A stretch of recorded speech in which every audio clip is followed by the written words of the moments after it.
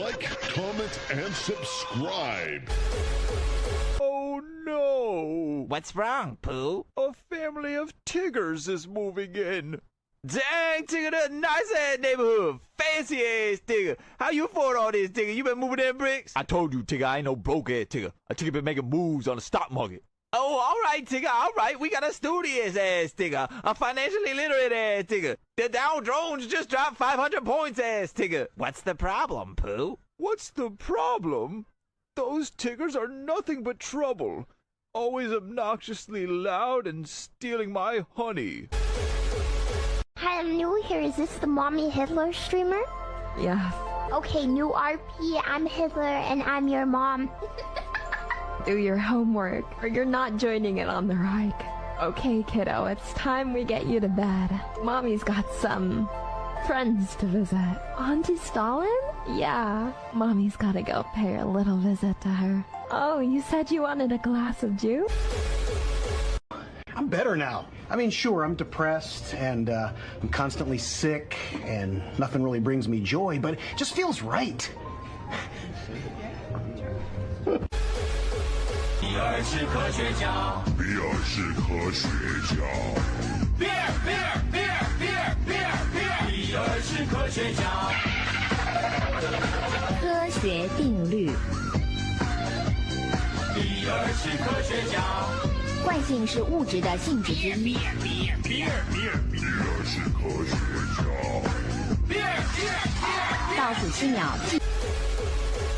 Shalom, dear Congressman, politician, CEO. If you saw this in your feed, you're safe. However, if you received this reel from your friend, congratulations, you're being officially blackmailed by the Mossad. I am holding a tape with stuff I imagine you don't want the world to see. But don't worry, my friend, we have a few favors, and I promise not to release. See you in the morning. They only think about chicken. They're black! They won't get equal rights. They won't live like me. I won't let them. I'm better. More powerful. I'm the superior race. I am why. You know what my favorite words are when a woman talks? I made cookies. I love you. I love you. I love you. Get over here. I made dinner. I made cookies. I made you a sandwich. It's like, wow. You're awesome. But when women come at me and they're like, you need to do this, you need to do that, I'm It's like, shut up!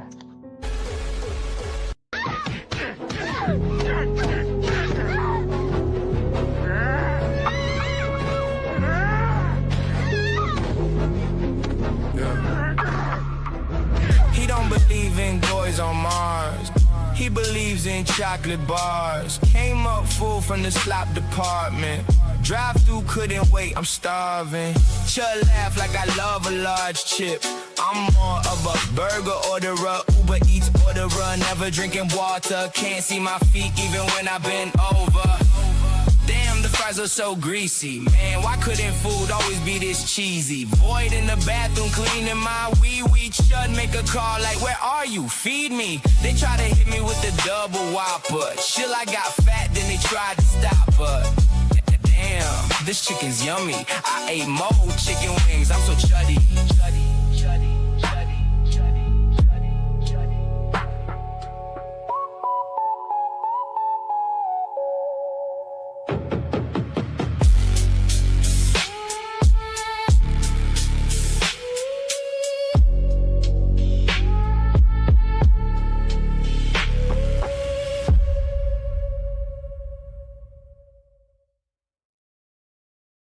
Ladies and gentlemen, I hope you're having a wonderful day today. What a weekend it's been.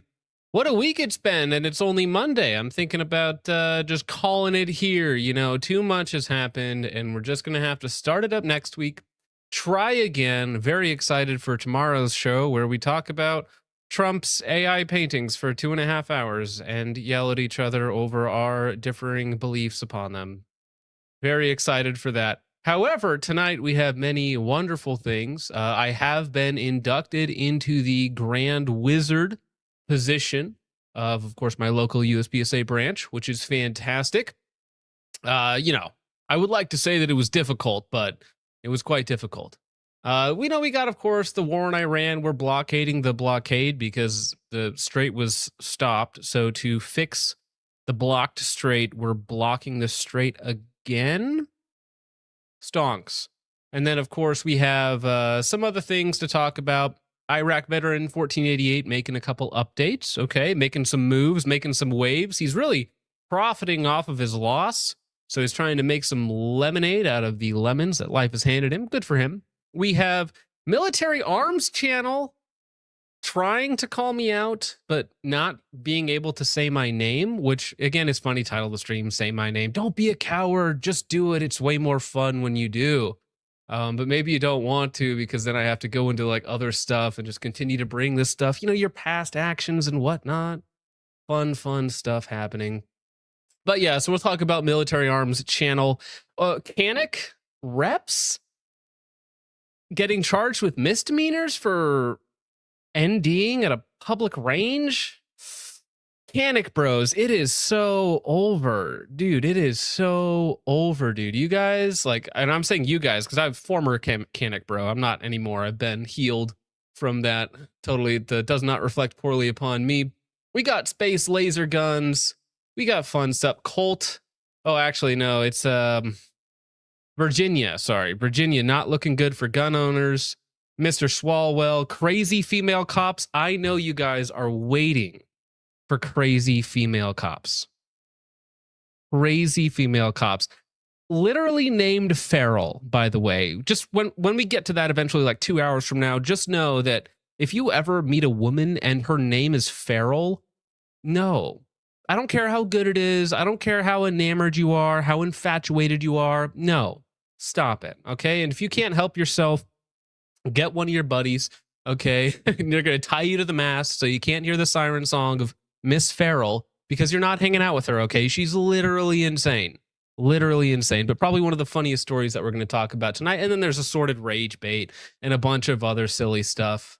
Yeah, some of you guys are already like, wood. And you're all going to say wood when you see her, too. That's the thing. She's insane. And you're going to try to be the one to fix her, and you're going to end up gunned down just like the rest. But before we get to that stuff, Richard, how's your day going? Good. Excited for the feral cat. It's not good. It's not good.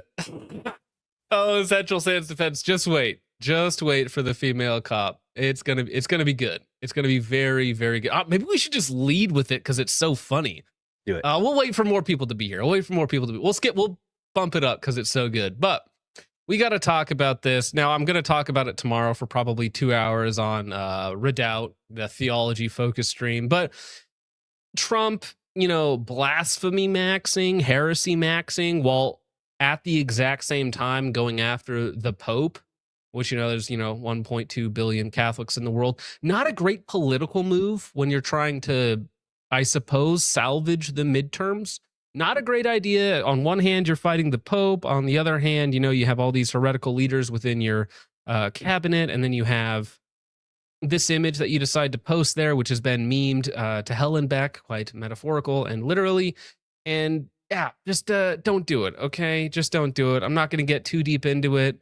Delete that post, twin. It's probably the most accurate response. It's like, just don't do that. Now, Trump did try to clarify his use of the image after he deleted it, which is interesting because to my recollection, Trump does not often back down. I mean, he'll back down on like rhetoric, right? He'll say that, okay, we're going to nuke them. Then we're not. But in terms of like a total 180 delete, oopsie, I was wrong, we don't really see that very often from Trump, right? So he says, I did post it and I thought it was me as a doctor and had to do with the Red Cross, he told the reporters at the White House. So this is a literal, I didn't get what that image means. Now, when I look at this, because there's so many images like this where Jesus is the central figure, and instead of that, it's showing Trump as the central figure, healing a sick American with, the American iconography, the eagle, the flag, the Statue of Liberty, angels and soldiers in the background. You know, it's very American, but it should be Jesus Christ in the center, not Mr. Trump with his healing hands. And it even has like the glowing from his palms where the nails would have been. I don't know. When I look at that, I don't buy the fact that you thought it was you as a doctor. That's not very doctor coded. Richard, when you see this, do you see a doctor or do you see a Christ-like figure? I see a Christ-like figure, and I'm trying to figure out where he gets the Red Cross from. Where is that? I literally don't know, but we'll let him explain it, I guess. Mr. President, did you post that picture of yourself depicted as Jesus Christ? Well, it wasn't depicted. It was me. I did post it, and I thought it was me as a doctor, and it had to do with Red Cross as a Red Cross worker there, which we support. And only the fake news could come up with that one. So, I mean, so it's literally him laying his hands on healing people in the robes. Again, this exact same image has been used with Christ, so that's where most people are going to associate it with. And it even has, like, you know, the light coming from his palms where, you know, the nails would have passed through on the cross. It's pretty obvious that this is supposed to be Christ, except he just, again, this is like the very boomer coded thing where you see something with yourself on it and you're like, oh, that goes really hard. It's like when you're wearing one of those shirts where it's like a Templar knight and it's got the wall of text like, if there's an enemy, get behind me and I will save you, rah, or something like that, right? It's very boomer coded. And, you know, when your base is evangelical Christians and you're pissing off the non-evangelical Christians, going after the Pope, not a great political strategy, just not a great strategy in general, you know? That's why maybe presidents shouldn't be running their own Twitter accounts and Instagram accounts. Maybe they should have like one person that like filters everything, you know, just to kind of insulate yourself from silly little things like this. Like, there's got to be somebody in there that's going to tell them no, though, right?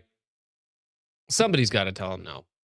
But speaking of not telling Trump no, okay, when it comes to the Strait of Hormuz and Iran, we're still technically in the middle of a ceasefire, I think. Even though, because we did have talks over the weekend with J.D. Vance right before they fell out of favor or just kind of fell apart on Sunday.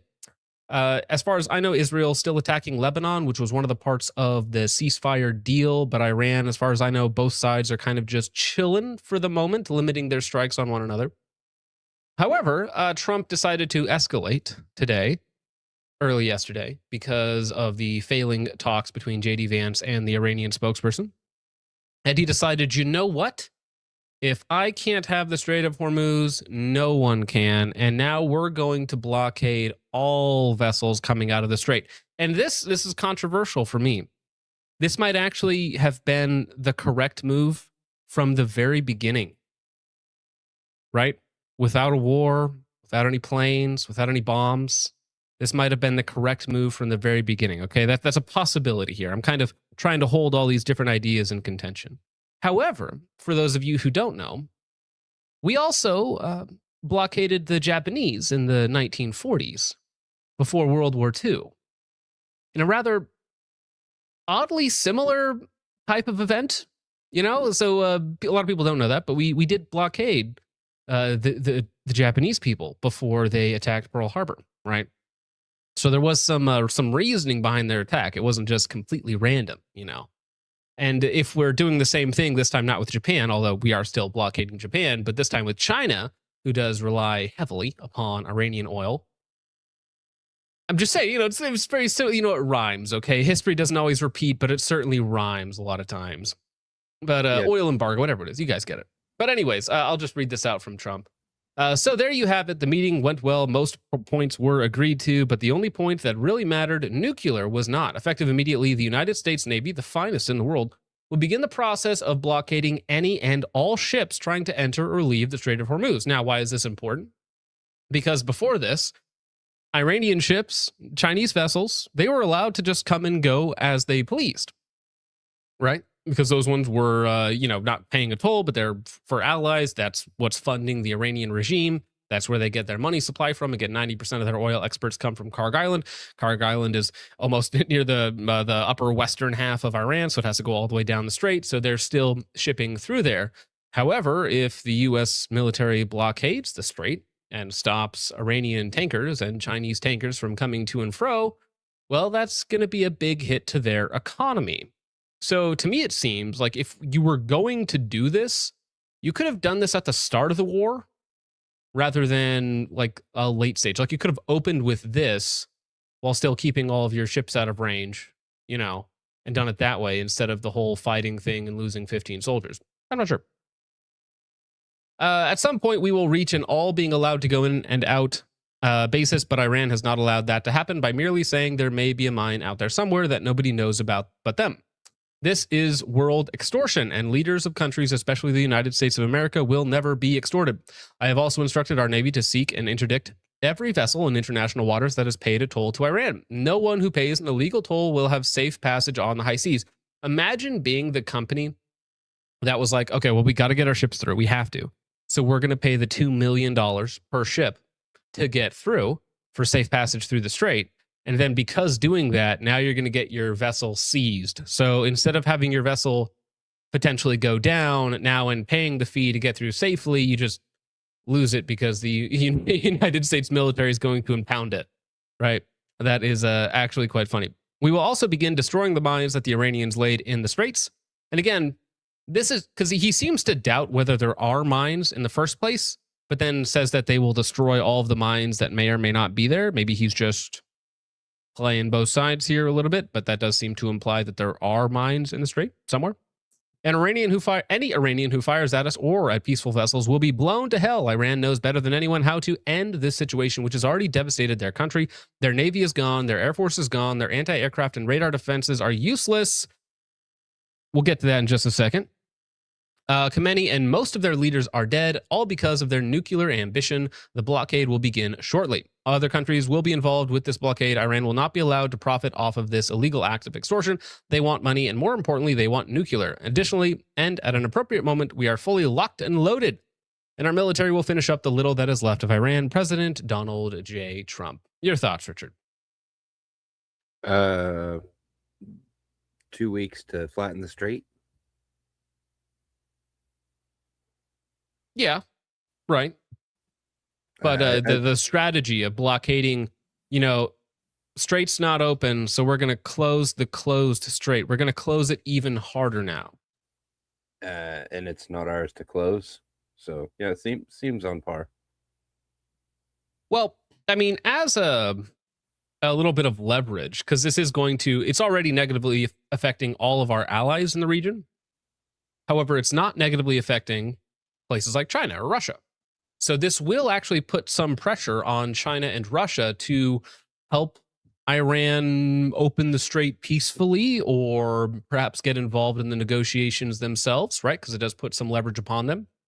And kind of a knock-on effect of doing this is, again, there is some way that you can phrase this to make it very positive for the Americans, or at least some very rich and powerful Americans, of course, is that if you're going to say, nope, the Strait of Hormuz is just closed until further notice to everybody. But guess what? Gulf of America, you want to come get oil from Texas? Go ahead and do that, right? So there is a massive uptick in barges and vessels heading to Texas to pick up American oil. So you are going to see a higher amount of exports for American oil, which will ostensibly help Americans. You know, GDP will go up, whether that really affects us either way. You know, increased demand of American oil isn't going to help our oil prices all that much. It's not going to give us relief at the gas pump, but at least there will be more money flowing into American bank accounts, even if it's just really the top 1% of American bank accounts. So, I mean, ostensibly, there's probably some benefit there, but it does also strengthen the petrodollar. It's more American products being bought. It's more American currency being used. So it does help in that way. So there is some geopolitical advantage to basically being the only game in town. Right. And I mean, it is interesting if, China has to buy oil from us. Imagine China being oil dependent on us, right? Which would be a very powerful piece of leverage over one of our largest competitors, if not direct enemy in a geopolitical sense, right? So I mean, Didn't there's we possibility you could phrase it. I'm not even arguing that this is necessarily the correct position, but if I were like a Trump fan or a Trump defender, these are arguments I could employ to kind of bolster it and make it seem like it's better for the American people, right? Didn't we send some of our oil from our strategic reserves to China? It's possible. I don't have a source on that. Yeah, let me see if I can find that.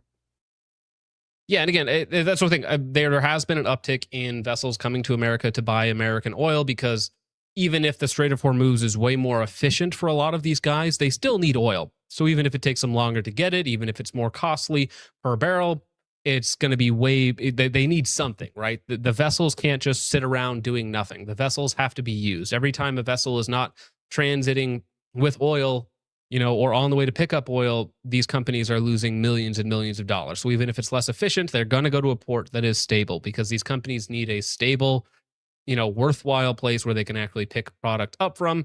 And, American, pretty stable here. You're not going to have a lot of issues here. You don't even have pirates here, okay? It's pretty easy. You can come, buy our oil, and then go back home.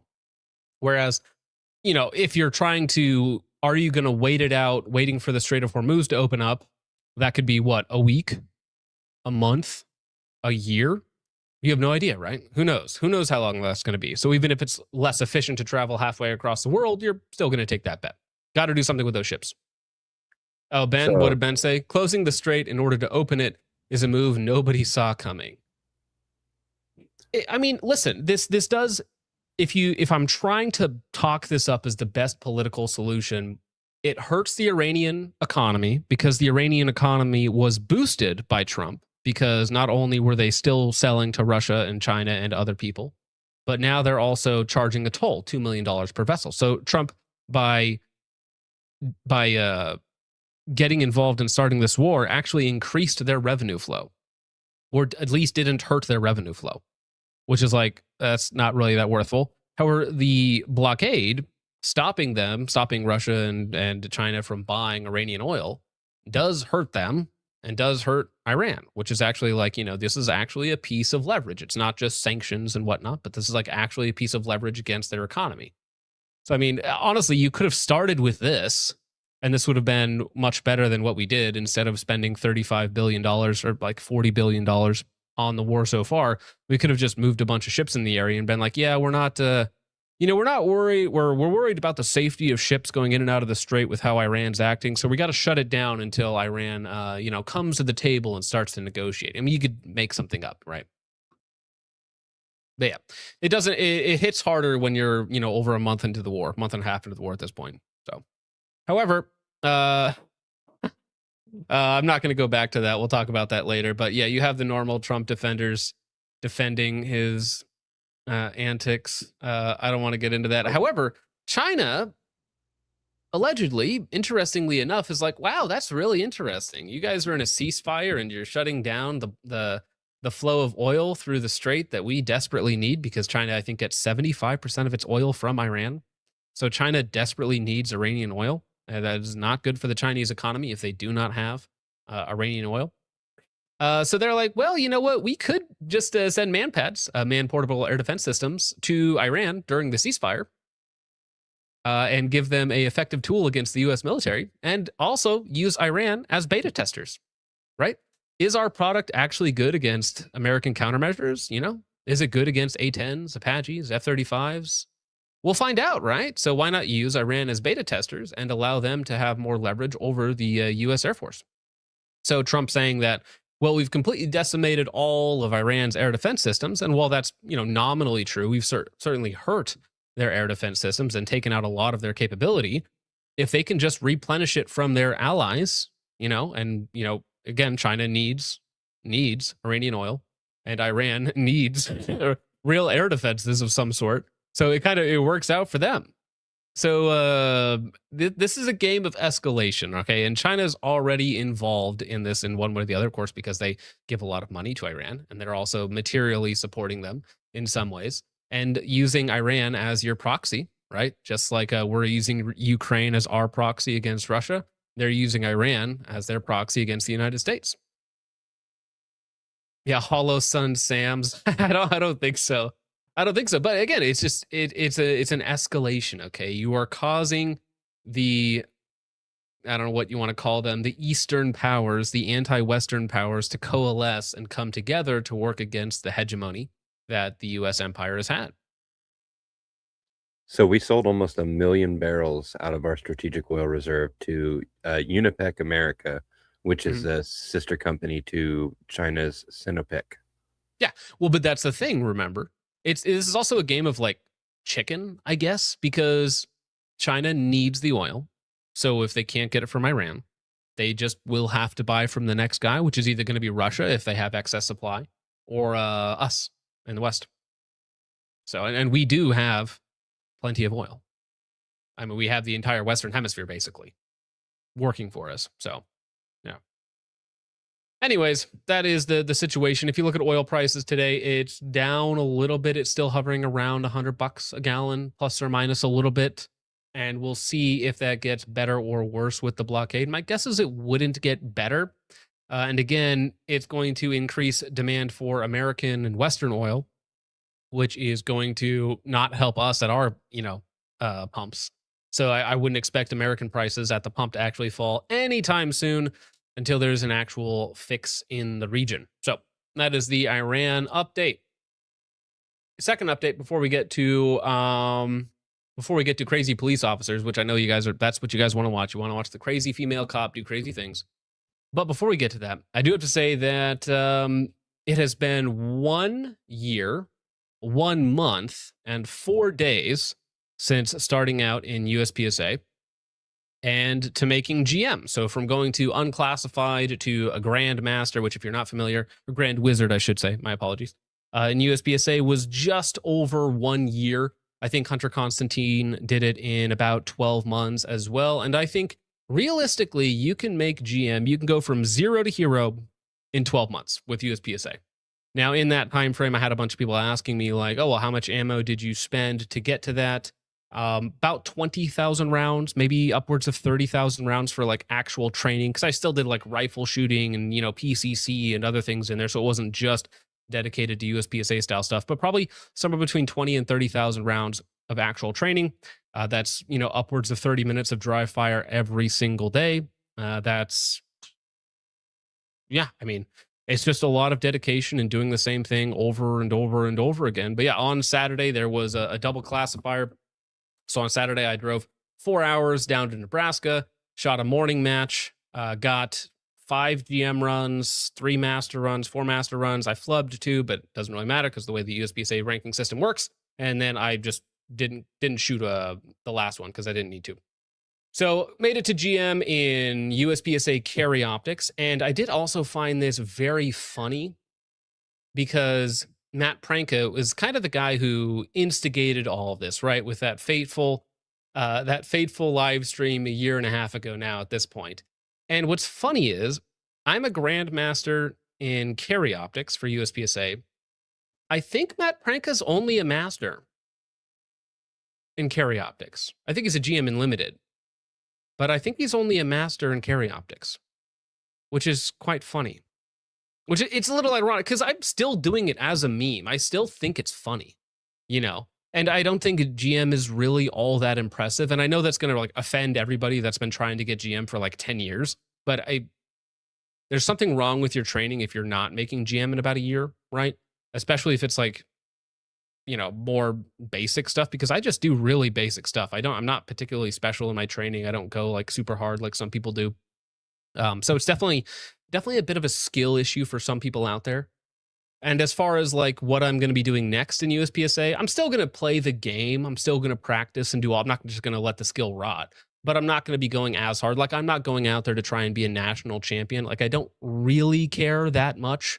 It's still a bit of a meme. It's still funny to me. It's kind of ironic to be good at it, And it's now it's even better for trolling, right? Because anytime I listen to some like retard who's like, oh, this is how you shoot Sonny, and they have a channel with like 370,000 subs, it's like, yeah, but maybe you just don't know how to shoot. And I'm like, yeah, sure, I'm a troll, but can't take away the rank, can you? Grand Wizard, baby. And I'm gonna make fun of you all day long. Okay. I just have one question. Yep. When you're dry firing, what do you scream? Allahu Akbar or the N-word? Either one of those helps me to focus. Grand Dragon. Yeah, so, but what was funny is there was one run that I did on Saturday that actually is the third best of all time.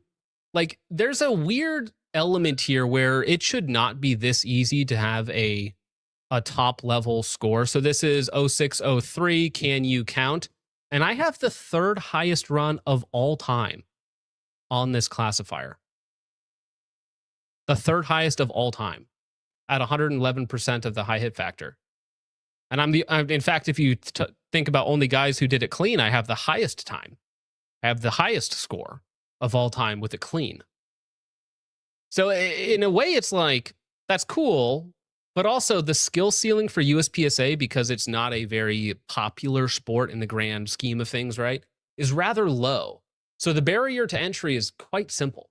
So like, there's no world that I should have the number 3 run of all time on 0603. I also, funnily enough, I also have the number 17 run as well. I have number 3 and number 17 of all time on this classifier because I've shot it twice. So anyways, quite funny. They'll never take that away. So I made it. Will I continue on in USPSA? Probably. I'll have a full video on it at some point. Like, I still don't even own a shot timer. I don't own a shot timer, you know? Looks like you barely missed second. Oh, we're all within, me and Steve Hester are so close. Like, he was a little faster, but he had 2 Charlies. So we're like within 0.3% of each other. So, I mean, again, like, I could, with a little bit of practice, like, because I wouldn't even say those were like super hot runs on that, I could take the first spot. Like, I don't think it would be that difficult for me. Yeah. And I mean, the last good run on that was, 2020, 2021. And again, it's like, it wasn't, it sounds like really being a braggart, but again, I've only been practicing for like a year, like just barely over a year. So I feel like it's not me, it's a you situation. Trench has the number 2 in 16. Yeah. Good luck with that. So, I mean, right now for USPSA, I'm sitting at like 95.7% or something like that, which is barely a Grandmaster. So I may be the worst Grandmaster out there, but still a Grandmaster. So very funny. Very funny. Snuka And was there will be a wondering video. what gun you used. It's a Shadow 2. Yeah. I wish regular guy training was actually good at shooting for how much he shoots. Anyways, let's go ahead. Let's talk about what you guys want to talk about, which is crazy female cop. So, officer accused of break and entering at ex-boyfriend's home signs peace bond and charges dropped. Dude, just wait until you hear this story. Would not Canadian? Wouldn't shot fired? Just wait until you hear this story. This gets better and better as it goes on. Accused of assault, forcible confinement, criminal harassment, mischief to property, and breaking into her boyfriend's home uninvited while on duty more than... Just look at those eyes. And yes. Crazy eyes. Last name Farrell. Now, it might be pronounced Frell, but Farrell is much funnier. Yeah, just it's in the name, okay? There's some real truth behind this. Just run away, okay? You see those eyes, you see that smile, like the craziest cougar you have ever seen, okay? Yeah, predator eyes, dude. King Arthur couldn't pull me out. Whoa! Accused of assault, forcible confinement, criminal harassment, mischief to property, and breaking into her boyfriend's home uninvited while on duty more than 3 years ago, OPP Constable Amanda Farrell has entered into a peace bond to resolve her criminal charges. Farrell, who turns 41 next week, has been before the courts for 2.5 years after it's alleged she broke... 41 years old, like not bad, right? She looks like, if you didn't know any better and you saw her like sitting down in a restaurant, you'd be like, oh, look, there's a fine young mother, maybe a early grandma. But there's a nice young lady over there. She looks, quite nice for her age. She keeps herself in good shape. Good for her, right? It's alleged she broke into her former boyfriend's home and confronted the man and his partner, who told CTV News she feared for her safety. It was 15 minutes of terror. It was very scary. She was in full uniform, hand on her weapon most of the time, chasing us around, trying to speak to him, yelling at me. Chantel Stamkos said Constable goes up to her ex-boyfriend's house where she is with the ex-boyfriend, right? So they're together in full-on police uniform, okay? Full-on police uniform, hand on her gun, yelling at them, chasing them around. Just imagine the panic, right? The terror. Imagine where we were at 44 seconds. Imagine these eyes, hand on gun, chasing you around your apartment, okay? Yell like you imagine being the other girl, right? You're dating this guy and you're like, oh, he seems like a nice guy, whatever, blah, blah, blah. And then you're like, do you have any crazy exes? And he's like, no, not really. And then 5 minutes later, this thing bursts through the door, hand on gun, yelling at you. You don't know what you're doing. You got to come back to me. Hand on gun, chasing you around your apartment. She was in full uniform, hand on her weapon most of the time, chasing us around, trying to speak to him, yelling at me. Chantel Stamkos said Constable Frell, while in full uniform with her hand on her weapon, came into their home. Men drown. Oh, yeah, dude. Some of you guys are like, I need a girl who's that into me, right? I need a girl who's like, if you're not with me, you're going to die. I'm going to kill you in front of your girlfriend, okay? This is called a canon life event for your girlfriend, okay? That you're not with me. Frell, while in full uniform with her hand on her weapon, came into their home, upset her ex-boyfriend had moved on. We, at one point, had said, if you don't leave, we're going to have to call the police. And she said, I am the police. I am the police. Listen, just the terrified boyfriend, girlfriend in the corner, like, we're going to call the cops. And she's like, I am the cops. I am the law. Sylvester Stallone style, just foaming at the mouth. That's how I envision this, Yeah,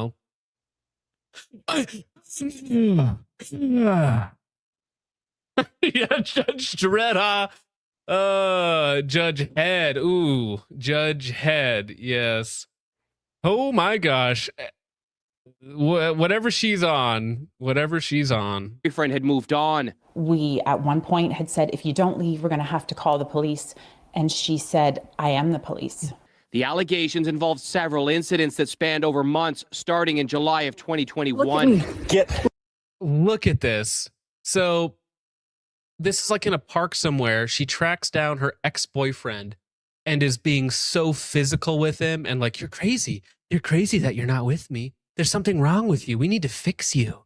She's got the Candace like head movement going on. Like, we got to bring you home and fix you from whatever you're thinking about right now. July of 2021. Look at me. Followed by this alleged assault captured on camera. Stay away from me. Stay away from me. By the complainant a year later. Get away from me. Babe.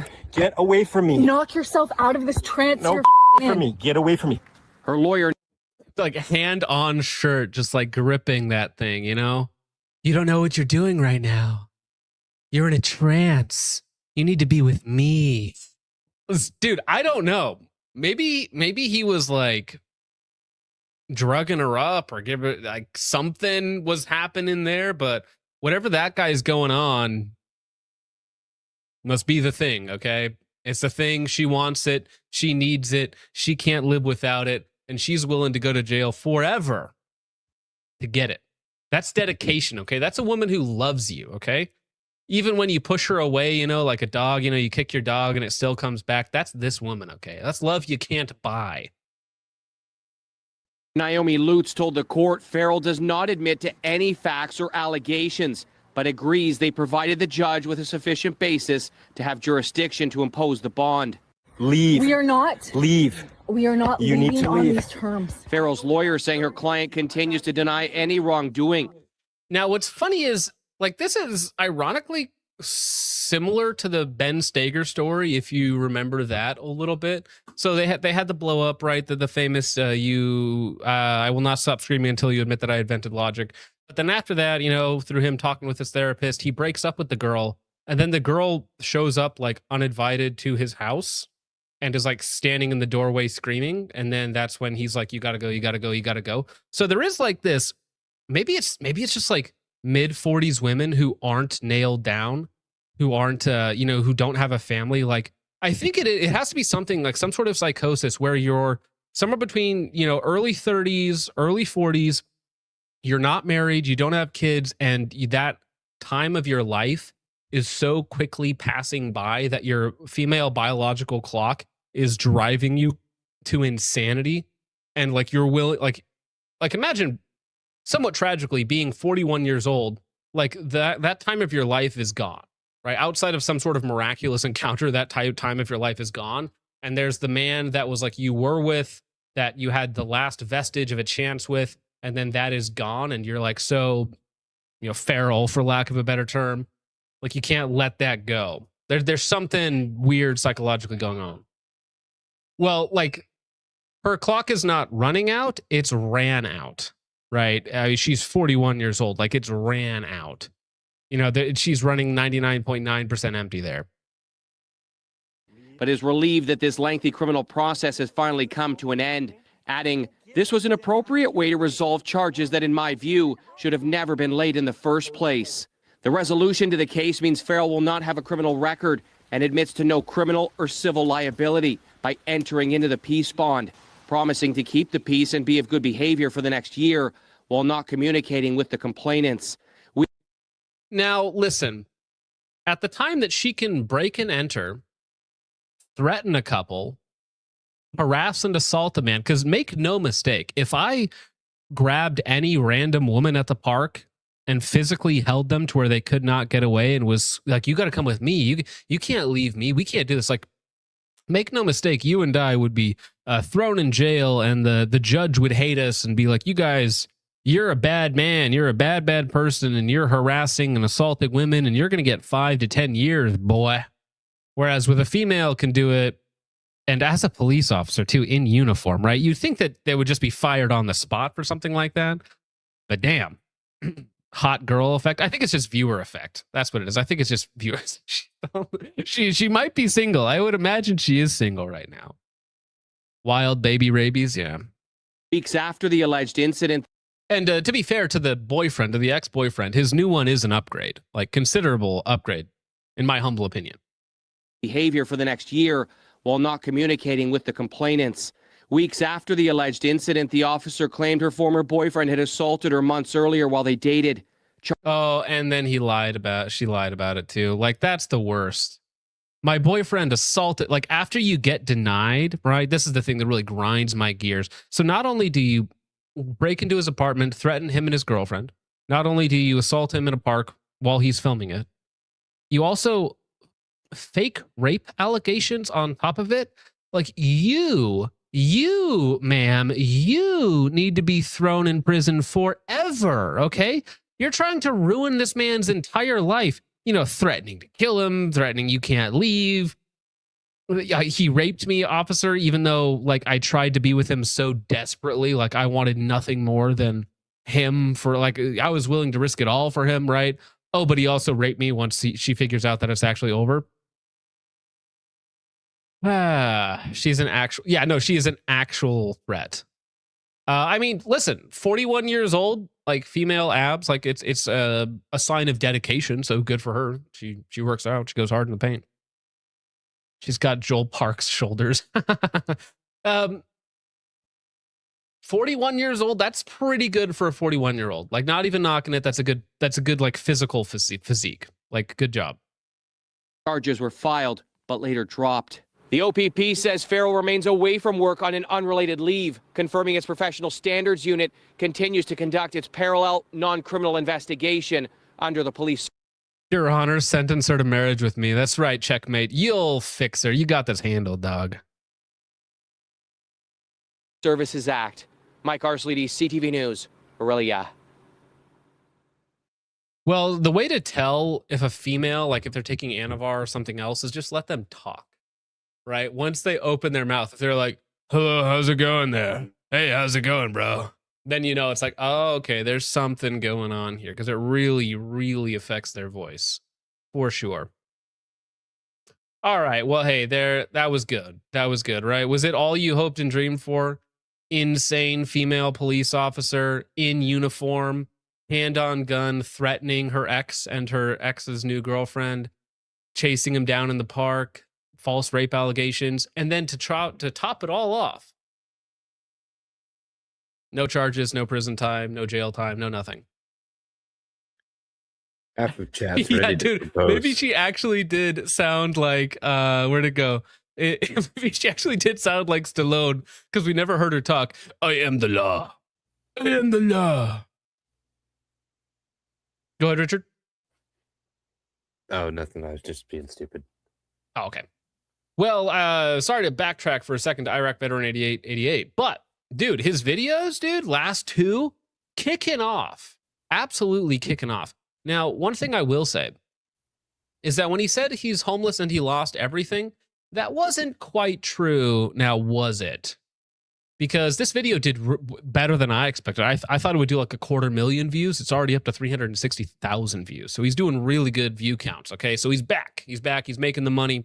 He's going to get a fat check from that.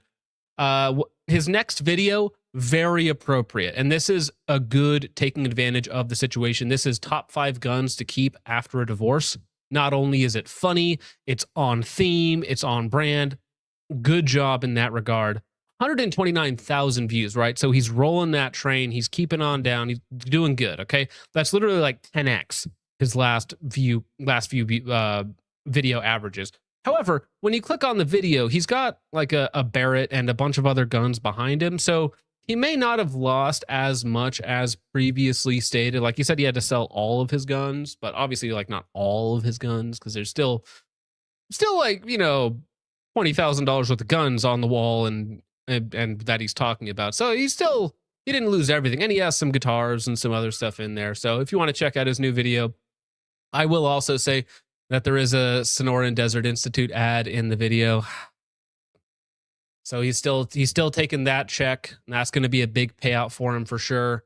Not to mention, you know, the views in and of themselves. So he's on the road to financial recovery, if I had to guess. If I had. And I mean, actually, here's the image that I had. Yeah, you can see he's still got a collection, okay? He's still got some stuff. He didn't get rid of everything. He didn't have to sell off everything. So maybe not as quite of a bad financial spot as we first believed. Okay. Anyways, we are going to move on to Trench Grenade, Johnny B, Military Arms Channel, and myself. I am once again personally involved in the drama, even though I assure you I'm innocent of all charges. And I just don't know why these big mean GunTube channels, I don't know why they constantly call me out for my actions. You know, it's really hypocritical of them when you think about it. Okay. Johnny B calling out Trench Grenade because, dude, I hate Trench Grenade's thumbnails and titles so much. So much. The level of hate I truly have in my heart for his thumbnails and titles is undescribable. So Johnny B calling him out for it says, Trench Grenade has devolved into clickbait. He's the new Yankee Marshal, and Yankee Marshal's very gay. Spoiler alert, Mr. Guns and Gear isn't a fraud, sort of gay, but not a fraud. Now Mr. Guns and Gear is very straight as far as I'm aware. I haven't checked, okay, personally, but I'm pretty sure he's straight. Have you not seen his wife? I have seen his wife. That came across wrong. Mr. Guns and Trench Grenade, his video thumbnail is fraud with a red arrow and an AI background because he AIifies all of his thumbnails with like Grok or something like that. So it says fraud with a big arrow heading towards him. It says Mr. Guns and Gear is a problem. Now, I'm not going to play the video. I thought about playing a video. I'm not going to do that. The first 2 minutes of Trench Grenade's 6-minute video are an ad for his patches. That's every video. No, I know, but it's only 6 minutes long. So he spends over 30% of the video talking about his patches. And then the actual content of the video is a complete lie. So he's just saying Mr. Guns and Gear got dropped by Shields and we should support him. It was like there's 5 seconds worth of information in that 6-minute video. And the most of it is just shilling with the most clickbaity fake thumbnails and titles imaginable. Now, a little bit of hype, a little bit of clickbait, but the content of the video still has to be there, right? It still has to like hit. But he just lies. He just lies. It's just straight up false advertising. It's just straight up lying to try and click farm as much as he can. And it works for him. You know, he uploads 6-7 videos a day or something like that. And some of them are going to hit. Some of them are going to catch the algorithm. But for me, it's the entire video is just an ad piece, which sucks. The content of the video is just a lie. It's boring. There's 5 seconds of actual content in there. The thumbnail, complete lie. The title, a complete lie. It's just obnoxious. It's just obnoxious. But anyways, let's now, of course, that's Johnny B calling out Trench Grenade. And I say rightfully so. But then Military Arms channel chimes in here. All 5 likes. And he's like, there's another one. I wonder who he's referring to here that I won't name. Mr. Voldemort of GunTube. You can't say my name, Mac. What's wrong? You didn't like my April Fool's video, Mac? You don't like my streams that I've done on you, Mac? Okay, for some of the drama, the lies, the chasing Instagram e-thoughts while being married with kids? Ah, gross. There's another one I won't name that tells outright lies. Citation needed. Tell me, Military Arms channel, Tim, where I've lied. One spot, please, I'm begging you. Some sort of discourse, some sort of dialogue here. Where's one lie? Just one. Attacks everyone. Well, that is an almost accurate statement because everybody in GunTube is so gay that they deserve attacking, right? And sometimes that's literal gay and more metaphorical. You know, in Military Arms channel, I think he is straight because he's such a horn dog for Instagram e-thoughts. But I think he's straight, though. You know, he's gay in a more metaphysical sense. Claims he's morally superior to all other GunTubers. That's simply not correct. I'm not one of the good guys here in GunTube, okay? I'm not the protagonist of GunTube. I am an antagonist of GunTube. I dislike it here.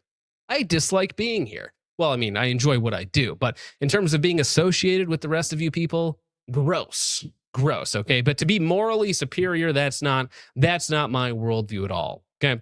Even though he was paid to shill a awful bullpup chassis for an AR-15. Now, it's funny that within his own tweet calling me a liar, he lies and says I got paid to review a bullpup chassis for an AR-15. Now, the video in question, let me pull it up for you guys, is the Reap Weaponry's SCY, which is, correctly, it is a awful bullpup chassis for an AR-15. However, it might be the best bullpup out there because bullpups suck so much. They are terrible. They're awful. Let me see. Where is that? Where is that? Here we go. Okay, I found it. Yeah, so I just said, why is Mac such a bitch? Because he kind of acts like it. Let's see here. So here's the video. So the bullpups your AR, we Reap Weaponry's side. That's the video he's calling me a shill for, saying that I got paid to shill it, which is incorrect at all. In fact, I gave that away to one of my Subscribe Star members and let them deal with it. Within the video, I say that I don't recommend it. So not only am I not shilling for it, not only did I not get paid for it, like the whole thing is just incorrect. Like he obviously didn't watch the video. He's just making something up. He's grabbing at straws here, Tim. Military Arms channel. Thrives on super chats for his lies and then claims to be a Christian. Well, I am a Christian. Probably the worst Christian out there, but I am a Christian. Super chats for his lies. Again, we haven't established any lies. In fact, you know, you yourself have lied within this tweet. So I just want something a little bit more specific, okay? Just something with a little vein of truth, something interesting there. Let's have something to discuss, shall we? He follows up And somebody asks him, hey, who are you talking about? Who are you referencing here? And he says, the reason I won't name these people. Hey, what do you mean these people, Mac? Military Arms Channel, what do you mean these people? Is because they so desperately want your attention. If I name them, they get what they want. I get what I want anyways. That's the thing. You'll know them if you encounter them. All they do is trash talk other people on live streams. It's their entire shtick when they're not shilling crappy products. Again, dude, you can't watch my videos and say that I shill products, okay? Watch anything in the last 2, 3, 4 years and tell me that I shill a product. Please, please, citation needed, Mr. Military Arms Channel. And anyways, then somebody else just responds, hey, here's you with this undisclosed connection to the company making this product that you shilled. People in glass houses should not throw stones. And that is the ape suppressor cage, which is a very expensive, retarded device where the company is owned by a friend of his, and the company works out of the same place as Copper Customs, which is a FFL that he's affiliated with. And he just decides not to mention any of that in his video because Mac is objectively a lying POS. Well, it goes deeper than that. Is he wasn't just a friend. It turns out that the guy who did the ape suppressor cage is the co-owner of Copper Customs. Like, they're very good friends, and they've been business They're financially for like 20 intertwined, years. right? And again, not only is that probably an FCC violation, I don't care. But it's just immoral and wrong to shill a product that's made by a buddy and business partner of yours without ever disclosing the relationship. Again, if you could just point to one example where I've done anything 1/10 as morally bankrupt as that, Mac, I would be happy to listen to you, because I don't believe I'm above criticism. Of course, I criticize other people. He's true in that. So I don't believe I'm above criticism in any way, shape, or form. So if there's something that I have done wrong that I should apologize for or should make clear, like, please point it out. I'd be happy to have a discussion with you about it. Now, I would discuss it with Military Arms Channel, but he preemptively blocked me. I've never had an interaction with Mac on Twitter or X. And so he preemptively went out of his way to block me. Again, he's just kind of a bitch. Let me pull up his X. So the nice thing about X is that you can still look at other people's, even if you're still blocked. You can see I'm blocked. He's got 215,000 followers and like barely breaks 100 likes. There's 145. And I mean, he's a pro-Zionist Semite lover. Maybe that's the right way to phrase that. Just a very, very generic boomer, Gen X, Zionist. And he got really upset with people calling him out for his SVD scandal, which we really haven't even talked about, where he took a shipment of SVDs that were promised to the market and then bought them all and then marked them up like, 200, 300% to profit off of all of them. When he said he specifically wasn't doing that, he got caught in a whole bunch of lies, and then everybody called him out for his, untoward, evil behavior, essentially, right? Ripping off your audience, the people that you made your money off of, or you took their support and then backstabbed them. Not super nice. Him, Mac, whatever you want to be called. And then on top of that, there's also, we mentioned it a little bit earlier, but the whole e-thoughts, liking their videos on, literal thirst traps on Instagram, commenting like, oh, wow, you're so wonderful, beautiful, good morning, beautiful, blah, blah, blah, you look so good today. And married with kids commenting on e-girl thirst traps. That's awkward. It's awkward, right? As like a, 60-year-old proto-boomer, neo-boomer. Anyways, so that's Military Arms Channel. I'm blocked. I can't comment on there. He's upset with me, calls me out, and then doesn't even have the decency to allow me to respond because Mac's a coward. Mac's a coward, right? Do you think he would last 2 minutes in a live discussion? Do you think he would last 3 minutes in a live discussion? Probably not. Probably not. Anyways, well, let's get to your guys' support, and then we're going to carry on with Oh no, this is almost as good. Okay, we got to talk about Canic, the Canic demographic. Okay, and accidentally shooting people as a sales rep for Canic. Tragic. Well, not so tragic. It's funny because nobody was really hurt. It's just funny. Okay, a little bit of misdemeanors never hurt nobody. Bull Shark for 5 says gonna have to watch the stream tomorrow. Jake say, you know how long I had to spin that stupid sign? No Jake tonight. I know normally Jake would be here on a Monday night, but he's got other things to do. Thank you, Paulie B over on Ko-Fi. Thank you, Bull Shark. Amorite Boy for 2 says Leighton Gareth and the Puppet Masters of Orange Man. Yeah, man. What a time to be alive. Thank you, Amorite Boy. Zanico for 2 says, John, the thing I posted. Oh, which one? You post a lot of things, dude. You got to be more specific. Let me go over here. Did you post? Shoot, where'd they go? Where did they go? This one? You want me to this one? What do I look? I look like some Italian Mongoloid something or other. I don't know. You posted another one, didn't you? This one looked like that. I don't know, Polynesian John, Hispanic John. Focus flip. Focus flip. There we go. Thank you, Zany. CM Scar for 5 says, have you heard of True Velocity ammo? Polymer cased 556 69 grain. Nice. OTM. Buddy gave me a few boxes, half the weight of standard 556 and worked great. I have seen that stuff. I've never got it because it's always really price inefficient, you know? And I'm also not somebody who cares about ammo weight because I'm not actually hiking 10 miles with a full combat loadout, you know? Not that that's a bad thing, and you guys should totally go out there and, you know, ruck and do all your fun things. But that's not what I do. You know, I don't have time to do that. I'm a nerd, you know? I like shooting targets quickly, you know, accurately. Like that's what I do, okay? But if that's your shtick and you want, you know, accurate ammo, you're willing to pay the price and it reduces your total weight, like, it's cool. You know, it's a cool concept. But again, not efficient for the average, you know, infantryman, right? I shot the 308. It was all right. The one thing I did like about it is you didn't have to worry about hot cases. Yeah, no, that's fair. Amorite Boy, member for 5 months, says pointy hats for John. Yes, Grand Wizard mode engaged. Thank you. Thank you, Amorite Boy. Zanico for 2 says, congrats on GM. I'm almost there. Listen, Zanico, what did I tell you? Was it if you get GM before the end of the year, you got to come on the show or something? Honestly, I should just have you on the show anyways. You'll be funny. You'll be funny, one way or the other. Lightsport for 2 says, isn't Mac like Prime Gooners on their X feed?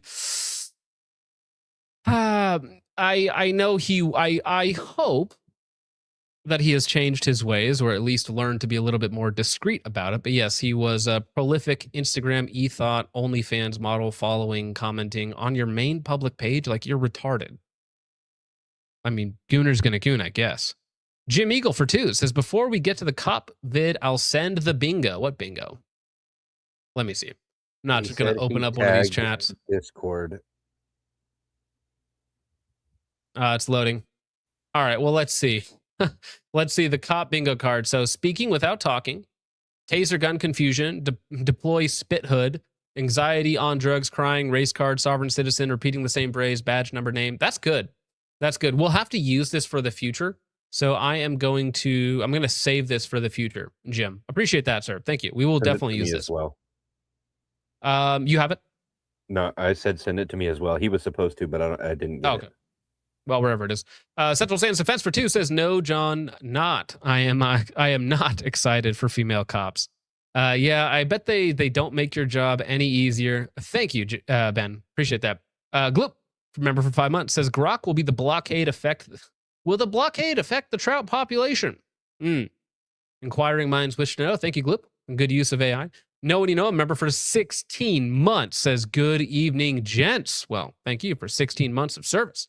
Know what you know for 2 says, did you receive your purple hat and robe? Not yet.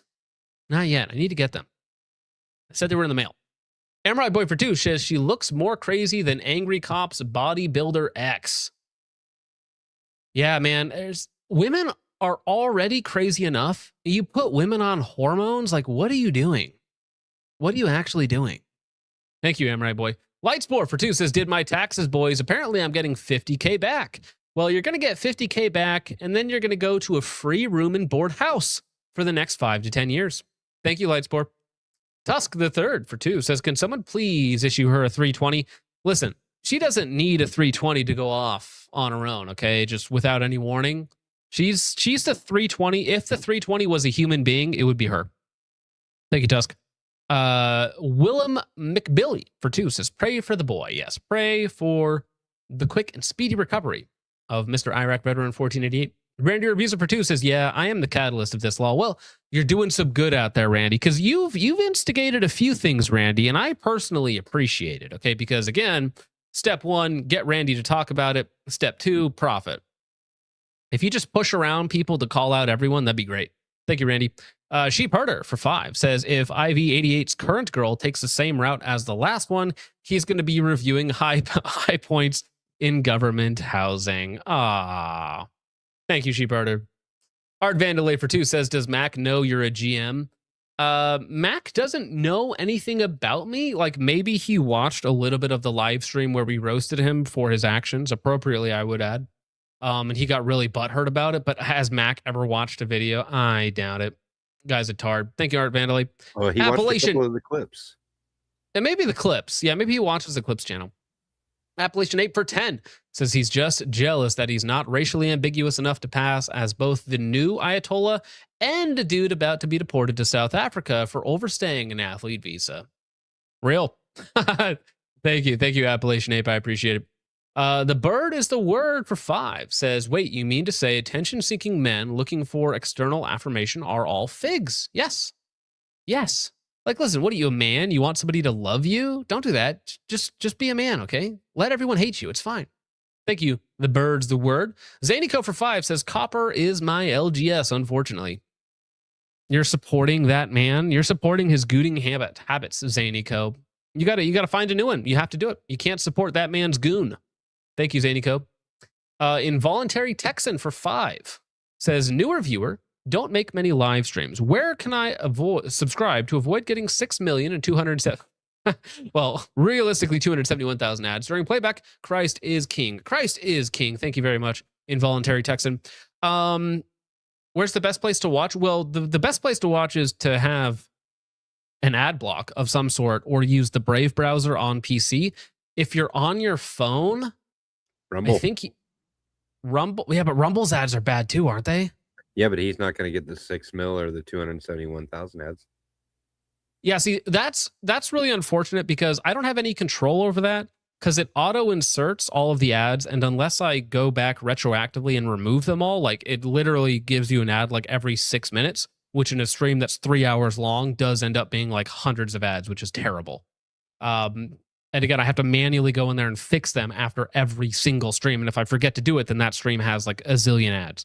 Thank you, Involuntary Texan. I appreciate it. Involuntary Texan for 2 says, other than YouTube Premium not giving them more dollars. Yeah, I know YouTube Premium just went up in cost. There's got to be another app. There's got to be another app where you can watch YouTube on it with no ads. There's got to be a workaround. Via mobile using the Duck Player app. Download the DuckDuckGo browser, and there's a thing inside of it where it's called the Duck Player, where you can log into YouTube, and when you pull the video up, it's a little tab that gives you an option to watch in Duck Player and block all ads. Good to know. Good to know. All right, try that. Thank you, Involuntary Texan. I appreciate that. Godspeed down there in Texas, man. You guys should all watch Tom Foe's video series on Texas and Indians. Amrai Boy for 2 says, only boomers goon on a public account. It's so boomer coded. It's like, at least I honestly, maybe I appreciate it more because at least you're going to be called out for it rather than just being a secret gooner, which all of your favorite GunTubers are anyways. Oh, Jarrett for 2 says, good friend of mine has cancer and is not doing well. He needs all the prayers he can get. Christ is king and has a plan, but send prayers up nonetheless. Yes. So, oh, Jarrett, thank you very much for that. We will pray for a friend of yours who has cancer. Christ is king and he does have a plan, but yeah. Prayers for you and for your friend, good sir. I'm sorry to hear that. It's not fun to go through. But at least he's got a good friend in you, you know? At least he's got somebody to be there with him. All right, over on Ko-Fi, Gideon for $20, starting us off right, says, hey, thanks for all the content, John. Can we get a big toe money to kick things off? Christ is king. Honey, this is a song of the summer shit. You know it's fun. Walk on stage with no shoes on. All I need is feet, boy. I'm too gone. Hey, take money, big toe money. This is song of the summer shit. You know it's funny. Walk on stage with no shoes on. All I need is feet, boy, I'm too gone. My feet feel good, your feet where they should. Y'all just sitting in the grass with a cigarette. Take money, big toe money, that's a bigger check. Walking in, everybody's. Thank you very much for that. Appreciate that, sir. Koopa Troopa for 5 says, congrats on reaching Grand Wizard. I'll catch the rest on VOD tomorrow. Also, who do I reach out to for the Discord after getting the Ko-Fi membership? Well, yeah, so we're going to keep the the Discord memberships to YouTube channel members, Subscribe Star members, and Ko-Fi members. So if you want to get into the Discord, that's the way we're filtering right now. It's just, $5, $2, whatever it is you get in for life. But that's the way we're filtering the nerds right now. Polly B for $14 on Ko-Fi, oddly specific. LMAO, Mac says, you're a shill, John. You shit on everything I like. KE Arms, monolithic polymers, commie-coded. I like PA's microprisms, weird fetish. I like T-block camo, millennial cringe, basically a glutton for articulating my weird passions. Much love, though. Christ is risen. He's risen indeed. Thank you very much, Polly B. Appreciate that. Maybe I would be less controversial in the gun space if they weren't all so gay. Maybe it's not a me thing. Maybe it's you. Not you specifically, Polly, but just GunTube in general. All right. Let's get to Canic, shall we? Canic shenanigans will continue until morale improves. Now, I have a couple Canic rival S's. I like them. Okay. Sue me. Walther knockoffs. Yeah. I've got about 30,000 rounds through the two of mine. Really enjoy them.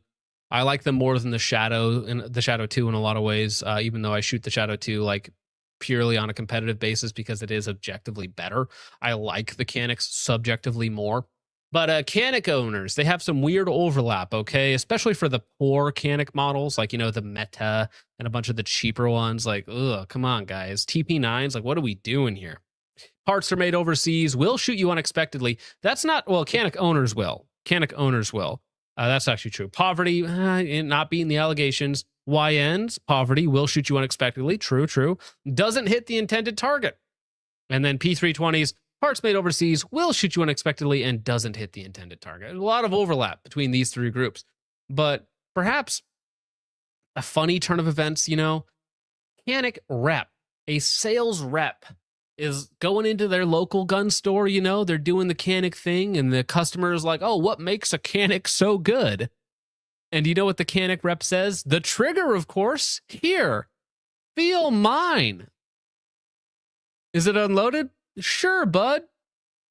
Okay, so yesterday, they even asked if it was unloaded? I don't even understand this. Like, were there no Canics in the case that he had to hand him his specific personal Canic, like that he was carrying that was hot? Like, surely there was a better option here. Anyway, so yesterday at Eagle Sports Range in Wisconsin, there was a vendor event. A customer was talking with the Canic vendor. The vendor showed the customer their personal gun and let the customer hold it. He fired into the floor, and it chipped the floor and ricocheted into the wall. The piece of floor hit another customer, and they had to call paramedics to have him transferred to the hospital. Both the Canic rep and the customer were arrested. Canic rep then returned and was asked to leave. Yeah, you're not coming back here, bro. On principle, that gun range, that gun store might just be like, you know what? No more Canics. We're not selling Canics anymore. We need a new rep. That guy doesn't get it. He's not it, all right? So, and to confirm, this is from Gunslap. So the Canic guy, who is the rep, right? The Canic representative, takes his gun out, takes the mag out of his carry gun, still around in the chamber, by the way, doesn't rack the chambered round out, and puts it on the table, hands it to customer, who then proceeds to pull the trigger. And again, you know that Canic rep was like, oh yeah, dude, feel the trigger. The trigger on Canics are fantastic, because that's the only thing Canic guys ever talk about, is how it has, the best striker fire trigger on the market, which is partially true. It's very good. But that's all they ever talk about, dude. All they ever talk about. So, he was like, oh, pull that trigger, man. Pull that trigger, man. You know what I'm saying? Oh, that trigger. Unbelievable. You ain't gonna miss nothing with this shit, man. Put a trigger on that tank. And then he does pull the trigger because he also doesn't check because he's probably a retard who's interested in Canic in the first place. Puts a round into the floor, shrapnel going everywhere. The other guy, unrelated customer has to go to the hospital who should be suing Canic and the gun store because the gun store should absolutely not allow anyone to take out a personal gun, a loaded hot gun to show somebody else in the store, okay? The only time a gun comes out, a hot gun comes out at a gun store is if there is an immediate threat. So that guy who's in the hospital now, hopefully he's fine and, he's out, but that's like a $10,000 bill, a $25,000 bill. He better be suing the Canic rep and the gun store to get his money's worth out of that. The Canic guy gets a misdemeanor for negligent firearm handling.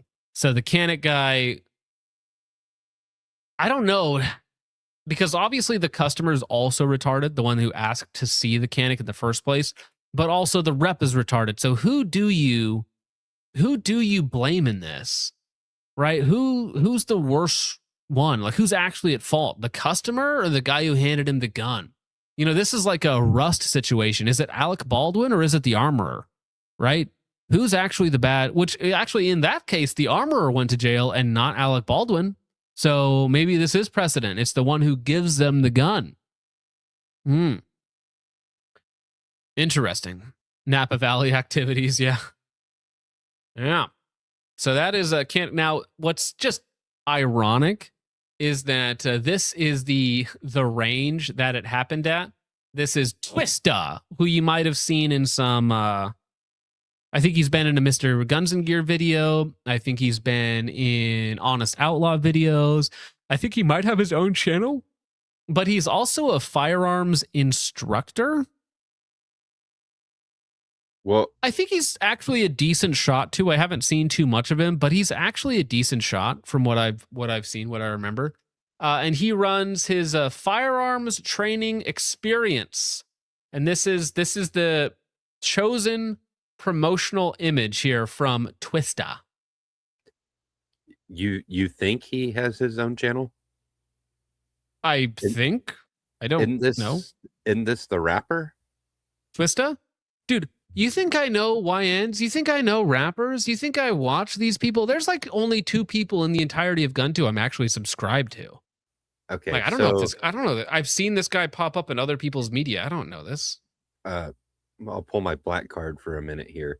Yeah, he definitely has a channel. This is Twista. He was the world's fastest rapper for quite a while. Like Why does he have NIG on his jacket? That's just funny. A little on the nose there, pal. Okay, it's like if I had white tattooed across my forehead. Okay, bud. Anyway, so this is his clientele for his training classes, as you can see on there. Safety, skill, confidence. What's included? 2 hours of classroom instruction. 2 hours of classroom instruction?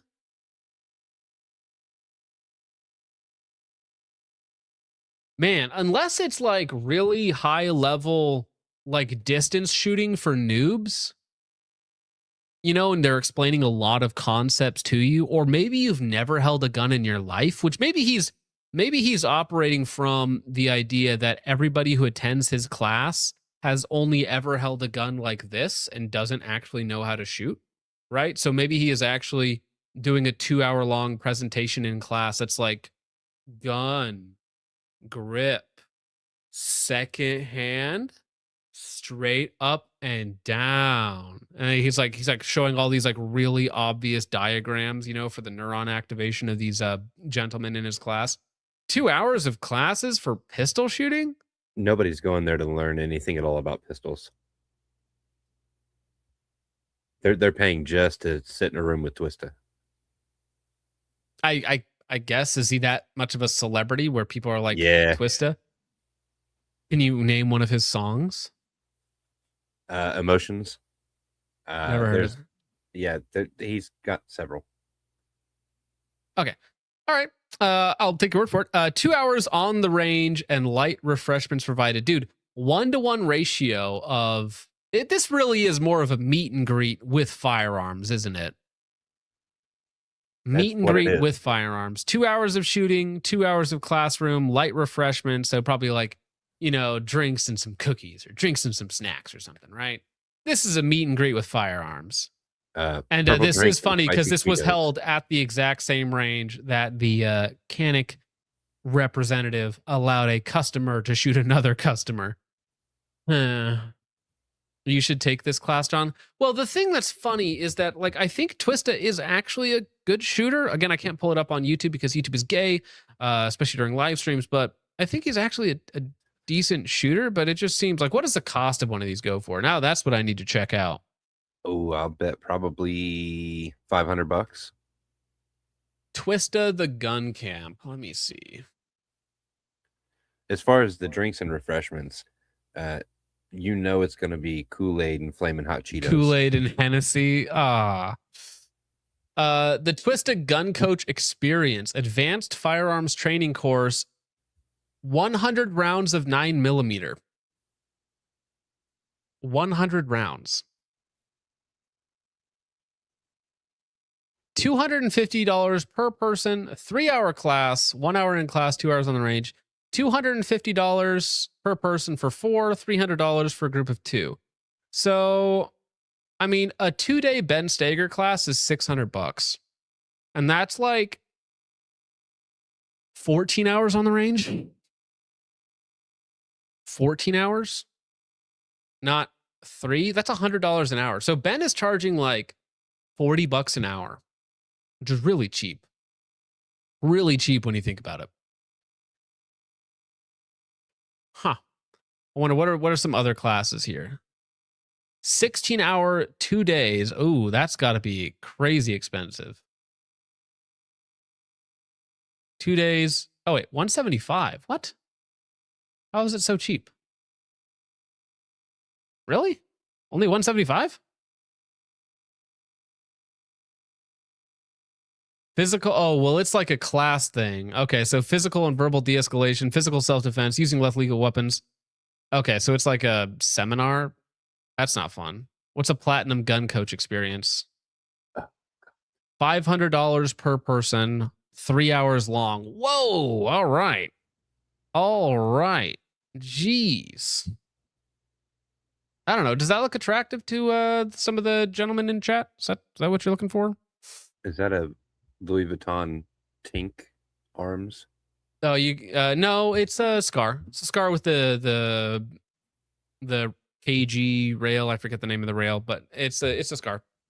But do you guys remember, what was it, 2 weeks ago we talked about the young gentlemen and scholars who murdered their friend for a P320 with a Louis Vuitton paint job?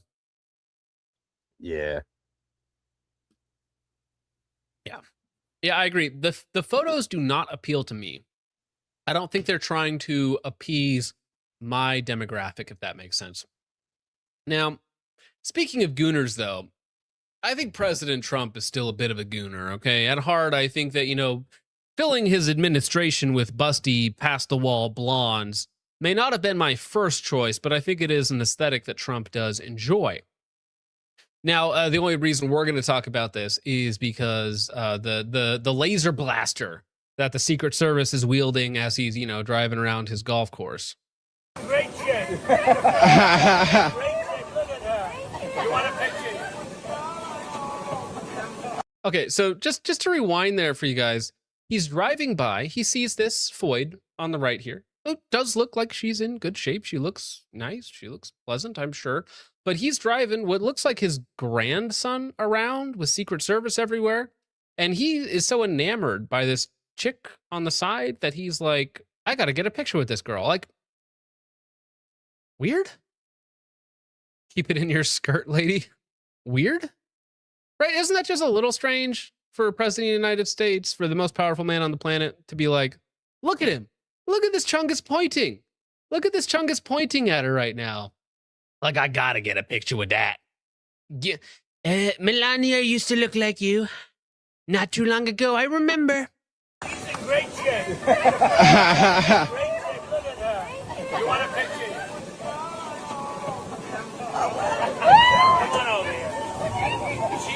dead for what? Polls are closed. That lady looks like what? Maybe early 20s? Like she's old enough, young enough to be his great-grandchild? She flashed him first. Ugh. Okay, yeah, it's golf women. It's like anything that women do is just an excuse to be whores online. That's really it. But anyways, the blaster that's being used here. I saw Lucas ask, like, what is this thing? The anti-drone weapon, and that is this thing. So it is a electric device designed to take out unmanned devices, aka drones, from a distance. Now it's like a jammer slash, something or other, how it actually works. I don't think it would do anything against a fiber optic drone, but against, more domestic produced, simpler drones or whatnot, I think it would be effective against those types. So the Drone Gun Mark IV, very aptly named, the Drone Gun Mark IV, counter unmanned aircraft systems. So the Drone Gun Mark IV is a rugged handheld counter unmanned aircraft system, CUS, developed by the Australian defense company Drone Shield. Again, Drone Gun, Drone Shield. Could these guys be any more on the nose with their names? I mean, it does the thing, it's like kind of cool.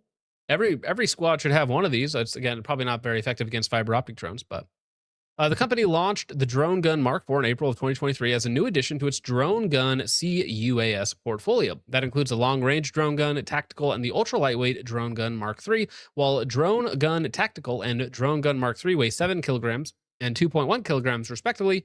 Including the battery in these measurements, the Drone Gun Mark IV, weighing in at 3.2 kilograms, about 7 pounds, is a striking balance between size and effectiveness. The Drone Gun Mark IV has not been authorized by U.S. Federal Communications Commission for either sale or lease to any persons or entities, including state or local government agencies within the U.S. under current federal law.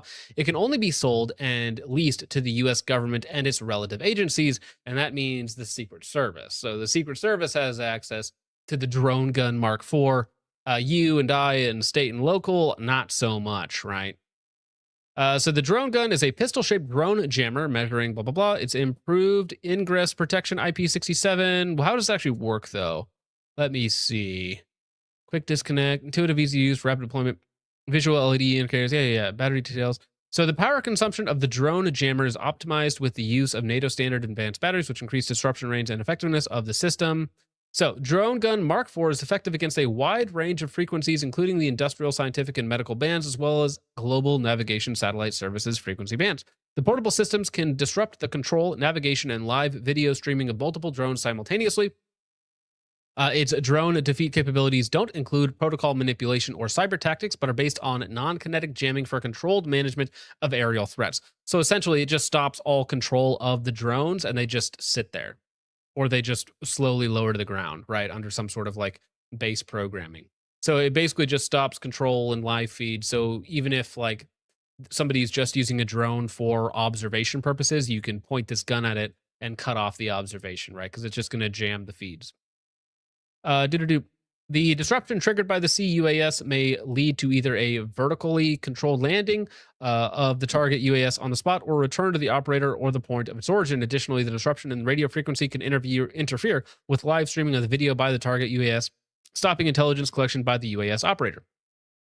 So they don't give you a lot of details on like how far away does it work. Is it instantaneous? Does it take a second? What's the battery life on one of these bad boys? I also want to know the retail. I'd like to know the retail on this. But again, for protecting the president of the United States, who likes to hang out around golf courses, which are rather wide and open by nature of them being golf courses, you want to have somebody somewhere that can use one of these things to stop an aerial threat. Because if it's a fiber optic drone, then I don't think this works because I don't think it jams the same way, right? Because there's an actual physical connection to the drone via the operator. So you would need to do something more kinetic to get it to take down. But that is the space laser gun being deployed currently by the U.S. military, the United States Secret Service, maybe the military in some applications as well.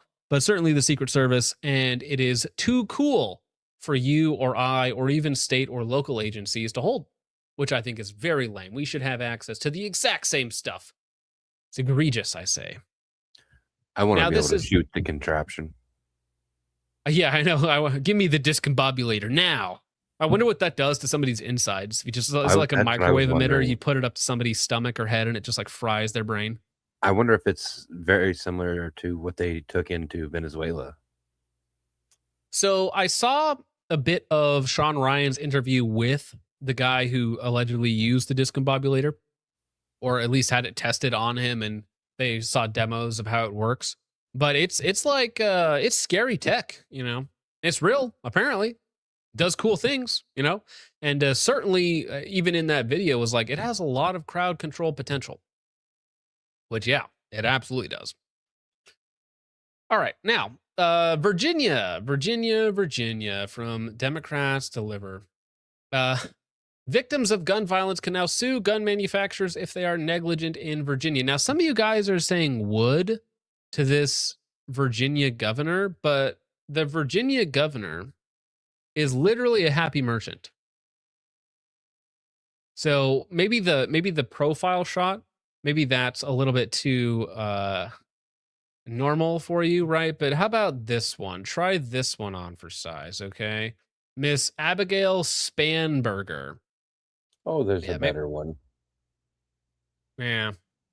Oh, and she absolutely is insane. But my point in bringing this up is not to point out her rather disproportionate navel cavities, but to tell you that Virginia is not looking so good for firearms sales. So why this is so dangerous is that they want individuals to be able to sue these gun companies for negligence, this nebulous term that nobody really knows what it means. How is it negligent for Colt or any of these companies to legally sell a gun to somebody who's legally allowed to use it, and then he goes out and does something bad with it?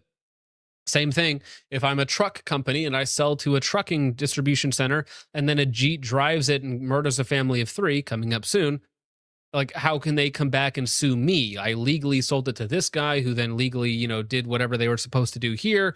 And, you know, the guy either had fake papers or had an H-1B or was a retard or something like that. Like, you can't just sue all the way back up the chain.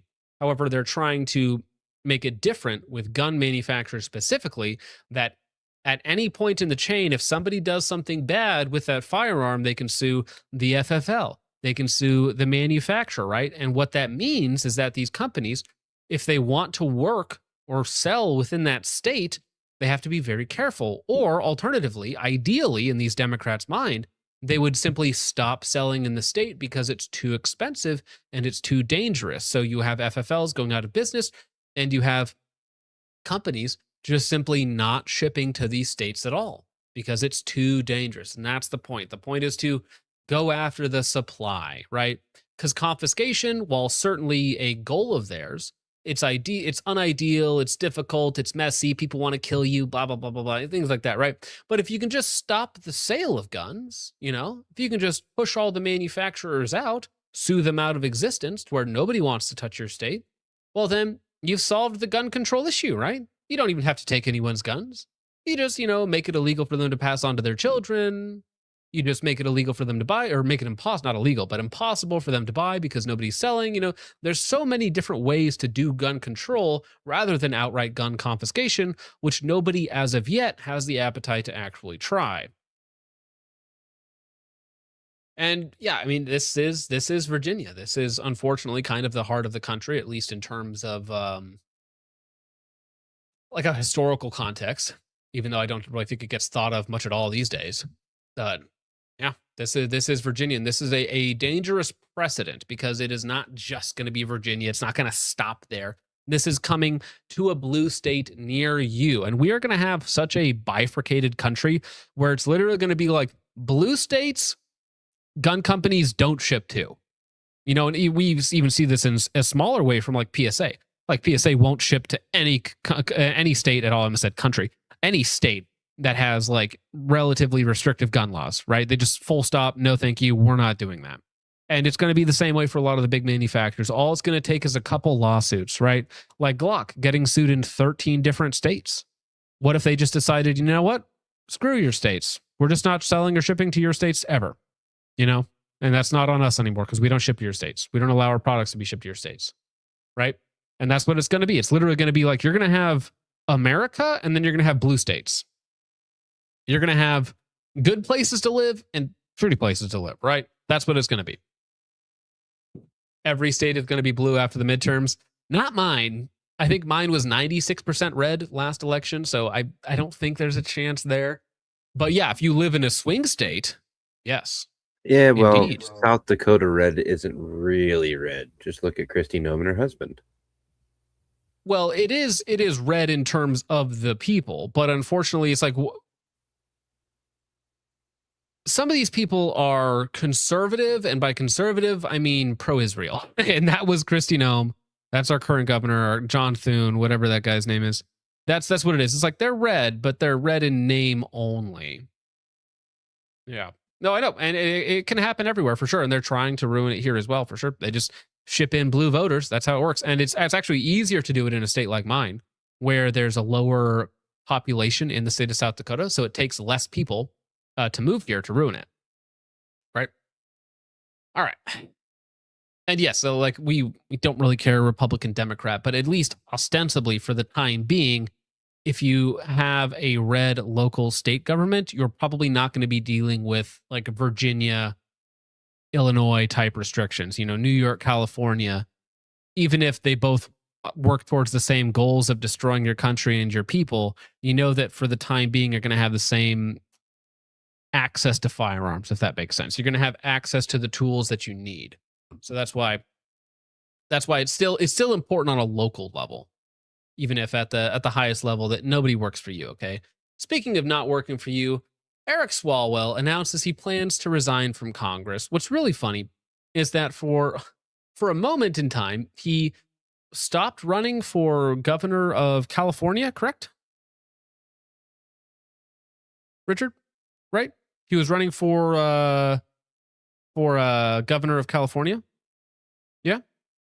And then he decided to, actually, I'm not going to do that because of all these allegations and videos and evidence that surfaced against me.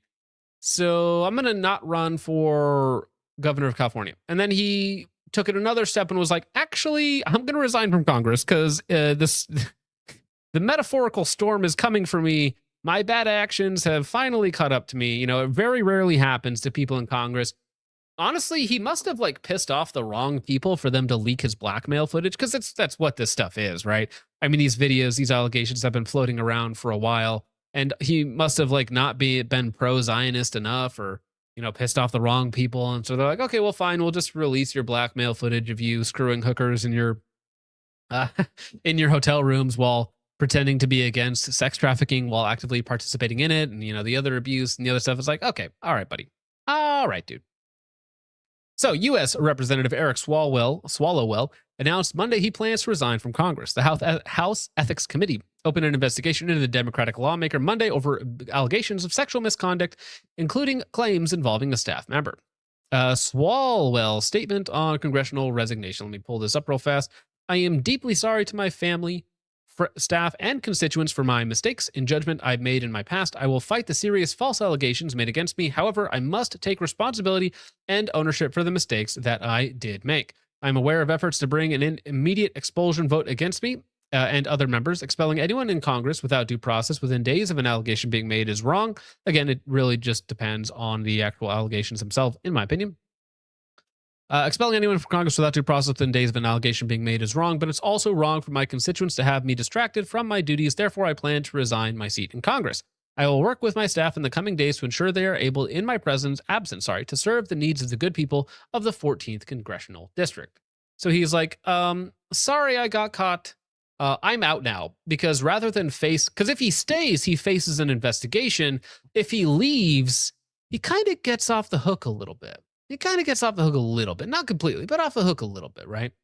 In a statement on social media Monday afternoon, Swalwell said he planned to step down. And let's see, do we have any more information in this video, or is this just corporate media slop? Let's see. Him of sexual misconduct. Senior congressional correspondent Nate Reed joins me now in our DC studio. So Nate, big surprise here? Not entirely, and in some ways, Eric Swalwell says that the writing was on the wall for him. I want to read a portion of that statement for you now. He said, quote, "I am aware of efforts to bring an immediate expulsion vote against me and other members. Expelling anyone in Congress without due process within days of an allegation being made is wrong, but it's also wrong for my constituents to have me distracted from my duties. Therefore, I plan to resign my..." Just looks constipated. Why does he look so constipated? Why does he look like that? ...seat in Congress. Now, what's left a little squishy here, we don't know exactly when he's going to resign from his seat, but notable... Squishy, like his underpants after a wet fart. Well, this happened not long after Senator Ruben Gallego, a friend of Eric Swalwell's, who had endorsed his campaign for governor, came out with this statement saying in part, quote, "I trusted somebody who I believed was a friend, but it's now clear he's not the person I thought I knew." And there was plenty of, speculation with, little to back it up online. That Wait, was that Anthony Weiner that he was next to right there? Oh my gosh.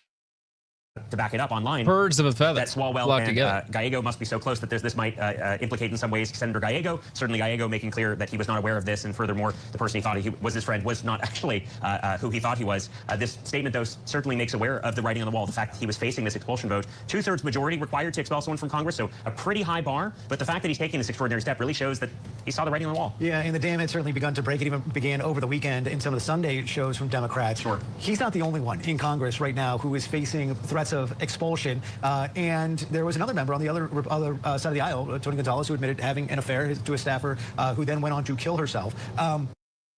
Yeah, the Tony Gonzalez stuff that just broke like 2 weeks ago, and which gave Brandon the win, which he was probably going to win anyways, right, in the runoff. But it definitely sped up the process, helped it along a little bit. But I mean, listen, they all got something, being a degenerate and being in U.S. politics, like they go hand in hand. It's like the Republican Party used to pretend to be moral or like upstanding or like Christian or traditional or something. And now they're inviting the CEO of Grindr to their parties, which is funny because some of them are probably the top users of the app, the gay sex app. That's our party sponsor right there, bro. They need to discuss why the app crashes at the RNC convention every year. They got to do something about the servers crashing. Yeah, just they need to be able to take a larger load, right? A larger influx from the Republicans. You know what I'm saying? Yeah. Speaking of taking a larger load, Anthony Weiner was there. I seen that. Did you happen to see what his ex-wife is up to now? What? She married a Soros. Of course. Yeah. Checks out. I mean, wouldn't you? Okay, listen, you basically work for them. Why not just be banged by them as well? Just the extra logical conclusion to your position in life.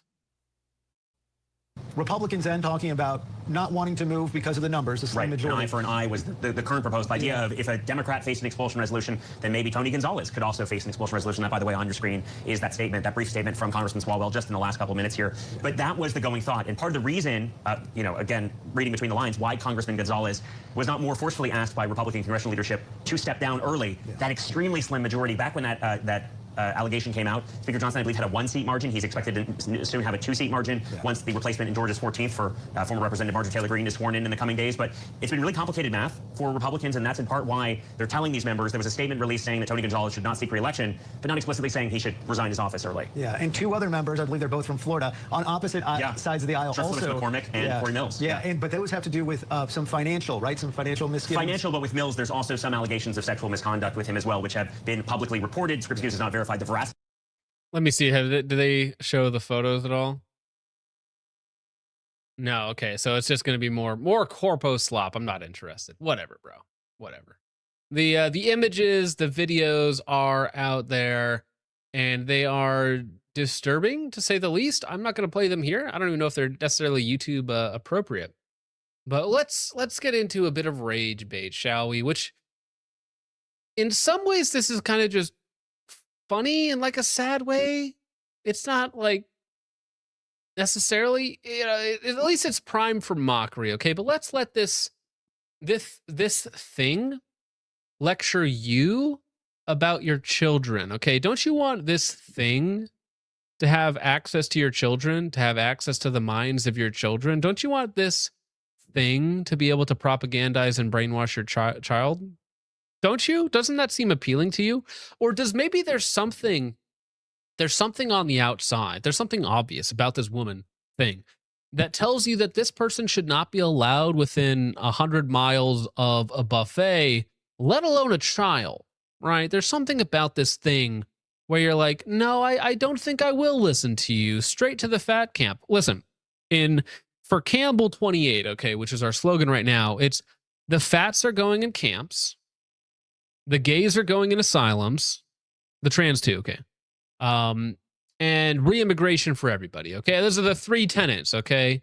All the foreigners are going back home, the fats are going in camps, and the less desirables are going in the insane asylums to get help. Okay, pretty simple, right? Pretty simple. Have worked with 4 and 5-year-olds in schools who have genders that their parents don't want them to have. Parents right. You should not be sending your children to be anywhere near these people. 4 and 5-year-olds do not have an alternative gender. They don't have a gender that their parents don't want to affirm. They are literal children, boys and girls, either or. Much like life, it's binary. Okay? And you're discussing how do we avoid or how do we get these parents or these children to affirm their genders that I've made up for them in my head and projected onto them and avoid their pesky little parents getting in the way. I have worked with 4 and 5-year-olds in schools who have genders that their parents don't want them to have. Parents' rights have suddenly been weaponized against trans and non-binary and two-spirit. Parents' rights? Excuse me? Parents believe they have these pesky rights to avoid their children being trans and having their dicks cut off. Like, who gave parents the right to choose what's best for their children? Who gave parents these pesky little rights? They've been weaponized against the two-spirit individuals. I feel like a millstone should be weaponized against you. How does that sound? I want us to get really comfortable with challenging right-wing Christian patriarchy. I want to say things like, How about we challenge your waistline, bro? What is your belt made out of? That's the thing that needs to be. That's the only thing holding this country together, as far as I'm aware, bro. Challenging. We should challenge your diet. Challenge you versus a Stairmaster. Who wins? Spirit youth. I want us to get really comfortable with challenging right-wing Christian patriarchy. I want to say things like, listen, Lance, she's got to be healthy, okay? She's very health conscious, which is why she's wearing a mask in public. Not a she. That's a man. Your guess is as good as mine, okay? Flip a coin. You want to say that's a man? Go for it, dude. I don't know. It's very female-coded behavior to me. And there's not a lot of exterior tells, right? There is an exterior tell, though. He's talking about trans children. That's a dude. You don't think females are evil and disgusting and degenerate as men when it comes to being whacked out about children's identity? You don't see YZY Prince? I do. Well, yes, of course, but I've seen the same amount of female teachers with the septum piercings and the yellow and the green hair, and their classrooms littered with gay and trans iconography, the iconography of Satan, by the way. And I've seen many women proposing these sort of actions as well. Now, again, to your point, this might be a man. I can't tell. So, I mean, listen, if this is a trans man, this is actually passing, but merely because she's too fat for me to actually tell what's underneath that blubber. You can do work around sexual orientation and gender diversity with children of all ages. And so I want us to think about these conversations in kindergarten. Of course you do, you sick, fat. Yeah, I mean, I don't know about Mr. Gutfield here, but yeah, no, I agree. I just want to play that first part. No public school system. I don't think I'll be having any part in that. I'm just not interested. Thank you very, very much. Now, I'm trying to schedule the rage bait to be escalating, if that makes sense. So we're going to go from least rage-inducing to most rage-inducing. Okay, so here we go. This is just funny, I guess. And it really is just we're kind of doing a cultural excursion here, okay? Because me and you, if we had somebody from outside of our friend group, outside of our community, try and give us some helpful advice, especially when it comes to safety, we would not perceive that, at least most of us, as a threat or as a slight, right? If somebody said, hey, bro, like the road's out down there, like be careful. You wouldn't be like, oh, if you dude, I'm gonna go down there anyways, bro. You can't stop me. I'm my own man. There's a different sort of culture at work though, where any piece of advice or any high trust activities is viewed as a negative and as a threat. So let's just listen to Flecka's talk about this young man who receives a note on his car. When Instagram loads. Who doesn't fully understand what a high trust society looks like. Chad, somebody just left a note on my car. It said bubble on front tire, dangerous. So you open up the conversation with chat, which is like, are you actually live streaming or are you just recording to yourself in a parking lot and saying chat just to start out the video because that's what you do? Not sure. But yeah, so somebody saw a bubble on his tire, which is when a tire is about to blow up, right? It is gone. There is an actual issue. It's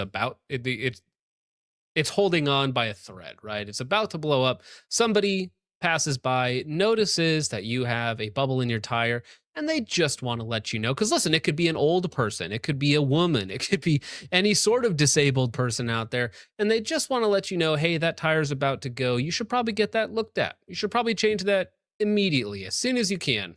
Right? That's pretty nice. What type of car is it? What? What type of car is it? Oh, we're about to find out. But listen, like, that's a nice thing to do. You know, you scribble a little note on there and say, hey, man, just want to let you know, like, it's, you know, tire's about to go, just in case you didn't notice. Y'all niggas scary as hell, you bitch boys. So I don't think he understood that the guy was trying to help him and was trying to look out for a fellow citizen, warn him about the bubble in the tire, and he took the note, crumbled it up, and littered it. We went to the Yeah, so then he threw it away. It's like, just completely disregarding the kind gesture and then littering on top of it, and then gets really mad, really upset that somebody would dare to offer him the most friendly piece of advice, like the most, like it's a safety thing, you know? It was just a kind gesture by somebody else. It was like trying to care about your fellow man, and it's repaid by, oh man, this man slided me. Come say it to my face, boy. Comments of this guy, and somebody said, so was there a bubble or not? Because that is dangerous. And he goes, they could have said it to my face. He thinks he got slighted somehow when a good Samaritan was trying to tip him off about a potentially dangerous, like, your tire lost its integrity. When you have a bubble in your tire, it's basically waiting to pop and you should change it immediately. But he took offense, littered the paper, and said, should have said it to my face. And so I made a translation here, how his mind interpreted it. In his urban mind, this is how the note was translated. You got a bubble on your tire, broke ass bitch. Get your money up, playboy. And then does a money spread. So that's what he thought when he said bubble on a tire. Someone's calling me broke. I got a hater. They could have said it to my face. I'm talking shit about my car. An urban guy who does. That's a good interpretation, yeah, because it's basically saying, like, listen, man, your car's about to blow. Your car's nothing. You're trash. You don't got enough money. Get your money up, boy. Because they could have said it to my face. It's like, nobody's going to wait for you. He's just doing a nice thing, bro. He's just doing a nice thing. The heck is your problem? Relax. Relax, dude. Okay? All right. Well, let's see. What is also not quite so raging? Well, here's a little bit. Now, this is just a report. You can take this with a grain of salt if you so choose. However, Mr. Ben Roberts, who is the most highly decorated living member of the Australian military, or former member of the Australian military. He has been arrested and he's being tried for war crimes that were allegedly committed between 2009 and 2013, even though they don't even have the names of the people he allegedly killed while in custody. I mean, there's photos of him like drinking out of a dead person's prosthetic leg, which is like very Marine coded. And so, I mean, it's like, it's such a nothing burger. It's like punishing somebody for something that may have happened a long time ago that probably can't even be proved in court. However, the prosecutors are trying him in Sydney, which is obviously the big city in Australia. It's the most diverse, you could say. And the reason why they're traveling to this or trying him in this diverse city is so that they have a wider pool for the jury, right? Because if we tried him somewhere else with real Australians, that could unjustly favor Mr. Roberts as a noted decorated war hero of Australia. But if we try him by immigrants and browns of all assorted shapes and sizes, well, that could be a more fair trial, right? So that we could get the outcome that we want. So arrested Ben Robert Smith in Sydney, so he'll face a more diverse jury. A jury of your peers? Nah, how about a jury of imported immigrants who hate you? Doesn't that sound fair, Mr. Australian? Doesn't that sound right? Doesn't that sound... And again, their own government is like, hey, guys, you probably shouldn't be talking about them all that much because you're going to color the jury. Listen, Muhammad Bashark or whatever, who is on the jury, who, you know, ostensibly may not like Mr. Roberts' involvement in the war between 2009 and 2013, right, where these incidents tended to happen. Like, imagine... They might as well ship him back to Iraq. Just try him in Iraq. Why not? Right? Or just, I guess you're bringing over the Iraqis, the Somalians, whatever they might be, and just having him tried there. It's a kangaroo court, which actually makes sense considering, you know, it's Australia we're talking about here.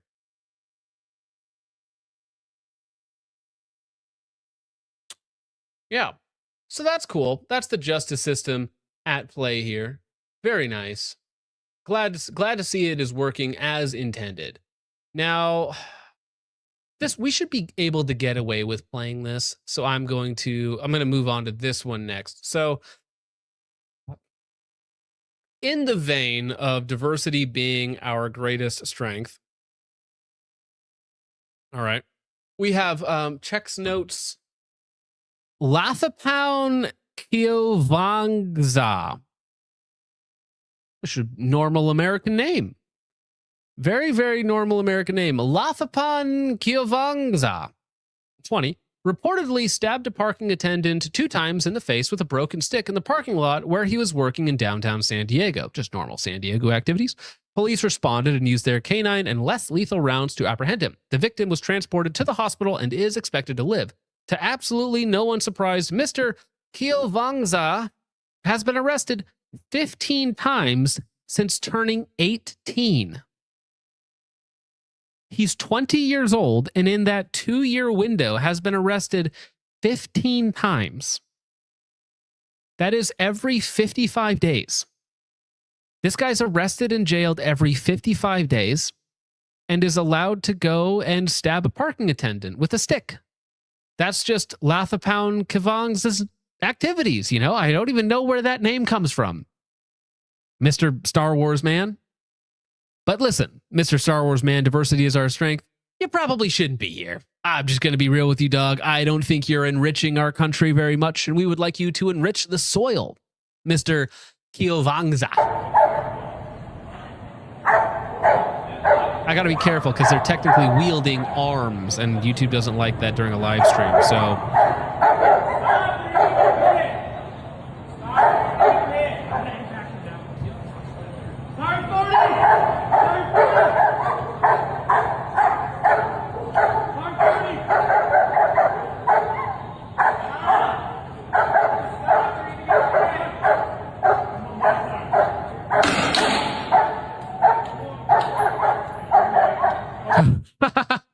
Yeah, he looks like he has like a spear there. Yeah, it's probably hard for you guys to tell, but it looks like he has a spear, and he is Black Chungus, as far as I can tell. He's got the big eye afro. He's got a spear, just like his ancestors intended. Go get him. Guys, there's like 20 of you. Like, just... I know this is San Diego, okay, but just shoot him and get over with it, right? Just shoot him and get it over with. Like, he's obviously a threat. He's already stabbed somebody. He's literally a spear chucker. Like, just just please do the justice system a favor and don't burden them with this responsibility.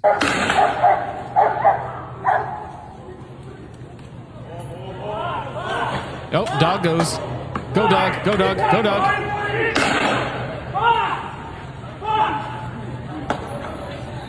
The dog's trying. He's actually being kind of successful against the dog. Kind of like the dog has not managed to get a grip with the stick. Maybe a stick is a good dog deterrent, right? And he's just like pushing the dog away with the stick. Maybe we should all carry sticks as a dog deterrent.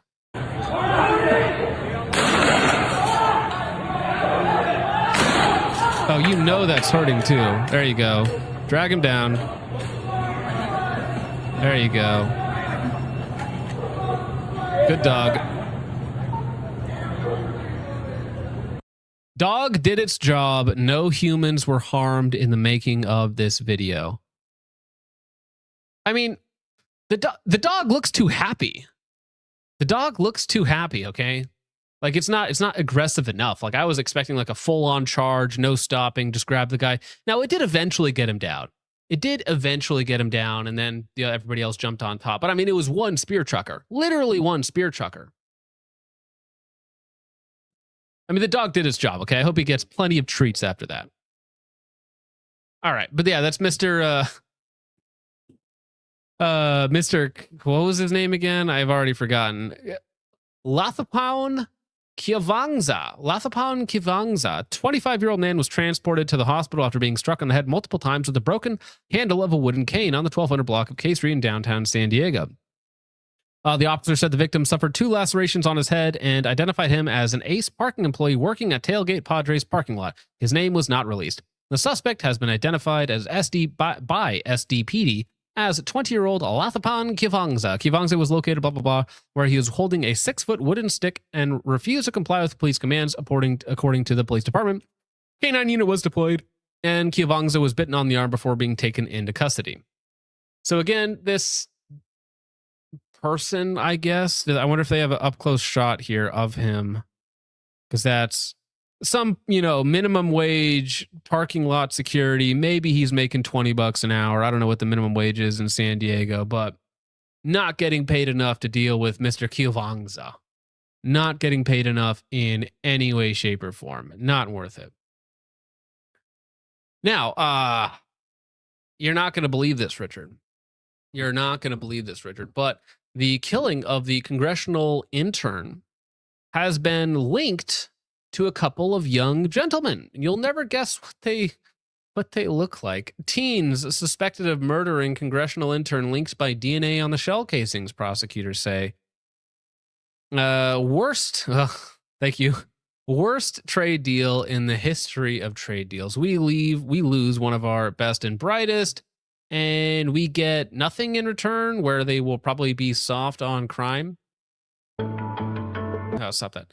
DNA evidence has linked 2 of the teenagers charged in the shooting death of University of Massachusetts student who was working as a congressional intern in Washington, D.C. last summer, prosecutors alleged. Government attorneys told Washington, D.C. Superior Court Judge Danya Dason, that's not a good sign, female judge, first red flag, during a Friday status hearing that testings on shell casings recovered on the scene produced an overwhelming statistical match to Jalen Lucas. Listen, we talked about Miss Frell earlier, but Jalen Lucas, like Jalen is in the name. You need to go to jail forever if a more permanent solution cannot be brought about. So Jalen needs to go to jail. Jalen for jail 2026. The 2 suspects, both were 17 at the time of the shooting. I hate teens. I hate teens, dude.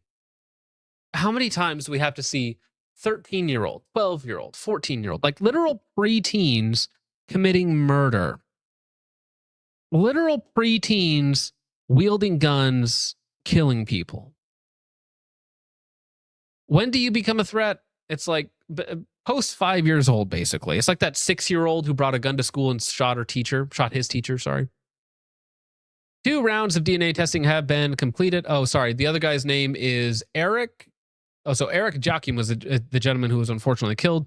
2 rounds of DNA testing have been completed. Prosecutor said an additional expert testimony is expected at trial on DNA analysis, ballistics, and fingerprint evidence. Tarpinian, which is an interesting name, a rising senior at the University of Massachusetts Amherst, was shot June 30th near the intersection of 7th and M Street, Northwest in Washington. And he was a congressional intern for Representative Ron Estes, a Republican from Kansas. Right, isn't it so trite? It's like, do you need honestly, these look like the same person. Like, one has the hair pulled back, one doesn't. As far as I'm concerned, they look like these guys literally look the same, don't they? These are actually the same people. Like, these are actually the same person. Kelvin. Okay, Kelvin Thomas, Jalen Lucas. Like, they are actually just the same. Like, I'm not crazy, right? They're the same person. Right? They got, listen, between the two of them, they got to be scraping together at 75 IQ points, 85 IQ points between the two of them. Not a single thought behind those eyes. Yeah.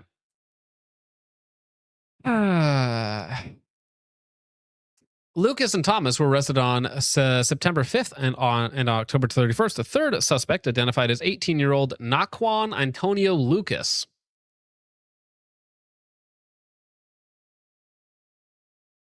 All right. I've seen enough. Well, actually, I haven't. I'm sorry, because the next story is basically the same thing. So here we have Finbar Sullivan. This is a tragic tale. 21-year-old Finbar Sullivan was a talented filmmaker and music video producer who was fatally stabbed in broad daylight on Primrose Hill in North London. London, you know, very safe from gun crime. Very safe from gun crime. Knife crime, though, on the rise. We can't quite find the common denominator here between American gun crime and London knife crime, but there is a link. He visited the popular park to test out the new camera he received for his birthday. Imagine that. You go to a park in London, this beautiful historic city, you just turned 21, your family gets you a new camera, which, you know, is part of your work as a 21-year-old aspiring filmmaker. You go to a park to test it out. Sentence, stabbed to death. When the attack occurred, despite the efforts of emergency services, Finbar was pronounced deceased at the scene. He was the son of artist Christopher Sullivan and grandson of famed cinematographer Michael Saracen, studying at the London Screen Academy and is well regarded for his work under his alias Sully Shot It. Following the incident, 27-year-old... Take a look at that monstrosity of a name. Oluwandamilala Ogunyankinu was arrested and subsequently charged with murder, appearing at Stratford Magistrates Court today. Olawu Adamilola Ogunyankinu, I think that's how you pronounce that. I believe that is correct. Murdered 21-year-old aspiring filmmaker after being given a wonderful present for his birthday. Oluwademalila Ogunyankinu due to appear in court on Monday over fatal stabbing in North London. A man charged with the murder after the death of 21-year-old Finbar Sullivan, who was stabbed to death in Primrose Hill. The Metropolitan Police said Star Wars name, 27 of Southbury Road in Effield, had been charged with murder on Sunday and due to appear at court. A 25-year-old who had been arrested on suspicion of assisting an offender has been released with no further action. Sullivan was stabbed in the North London Park on Tuesday evening and pronounced dead at the scene. His father, Christopher Sullivan, and his son had gone to the park to use a new camera he had been given for his birthday. So his father was there when he was stabbed to death by this animal.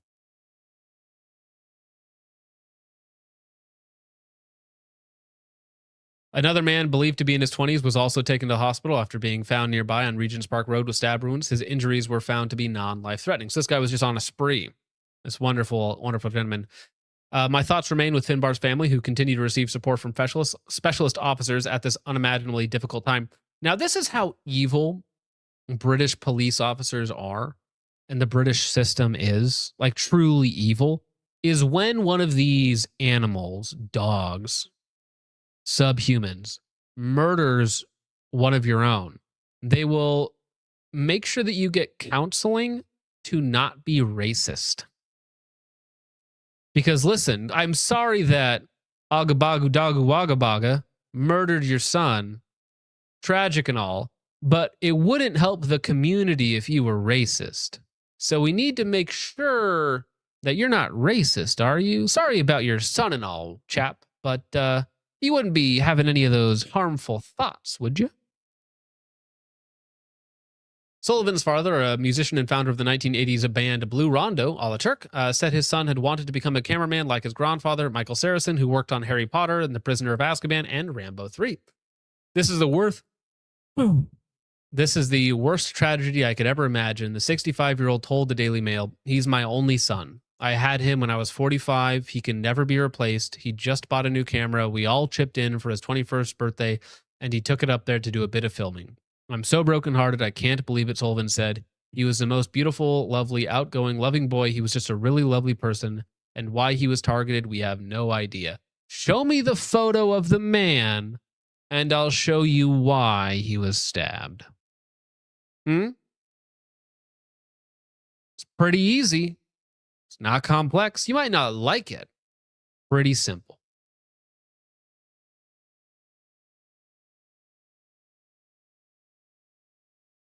Well, I probably should have done this story beforehand, but we're gonna skip this one. We'll have another dark one, and then we'll have a light one to end on. Okay, a little bit of a palate cleanser to end on, shall we? Here's another one. Mom, dad, and 1-year-old child killed in Ohio by a semi-truck driver named Modu Nigam. I'm going to say that's how you pronounce it. Modo Nigam. You tell me that's not how you spell that. Murdered, my opinion, mom, dad, and 1-year-old child.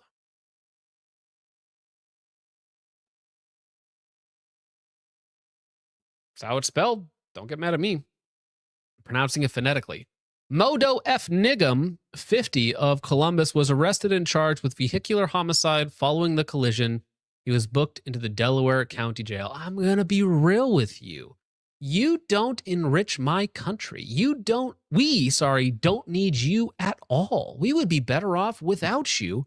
You need us. All of these people, all the H-1Bs, all of these immigrants, we don't need them. They don't enrich us. They kill, they murder, they steal, they rape, and we get nothing for it.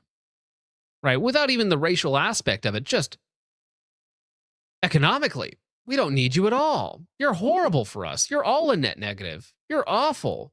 You make our housing worse. You make our job market worse. You make our streets less safe. You rape, you murder at an above average rate. Get out of my country. Get out.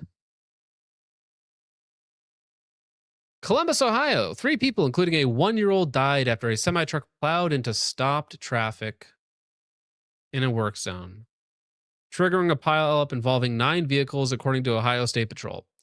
Modow F. Nigam, 50, of Columbus, was arrested and charged with vehicular homicide following the collision. He was booked in the Delaware County Jail. Troopers said that the collision happened at approximately 6:21 in the neighborhood lanes near U.S. Route 36 interchange. Investigators said Nigam was driving a 2006 Freightliner semi-truck northbound when he failed to stop for vehicles that had slowed in a construction zone. The truck struck multiple stopped cars from behind, setting off a chain reaction crash that ultimately killed 9 vehicles. 3 people were killed. The 3 people killed were riding in a 2016 Chevrolet Silverado and were all from Ashley, Ohio. Authorities identified them as a 7-year-old man, 36-year-old woman, and a 1-year-old child. Their identities were being withheld pending further notification of kin, troopers said. 3 additional people suffered serious injuries that were not considered life-threatened. They were taken to area hospitals. Murdered, husband, father, wife, mother, child.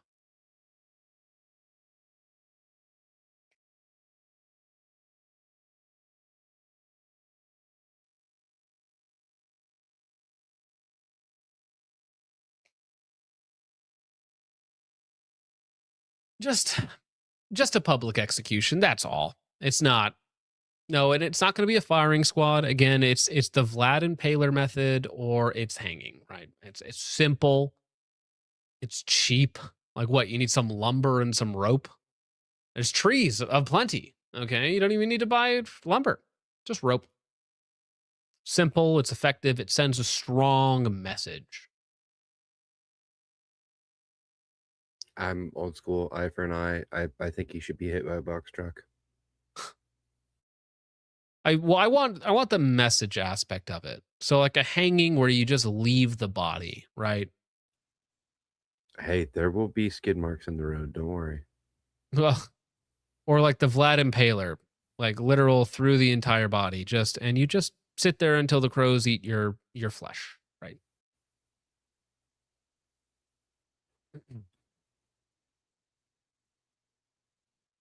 All right. Well, perhaps a lighter story, shall we?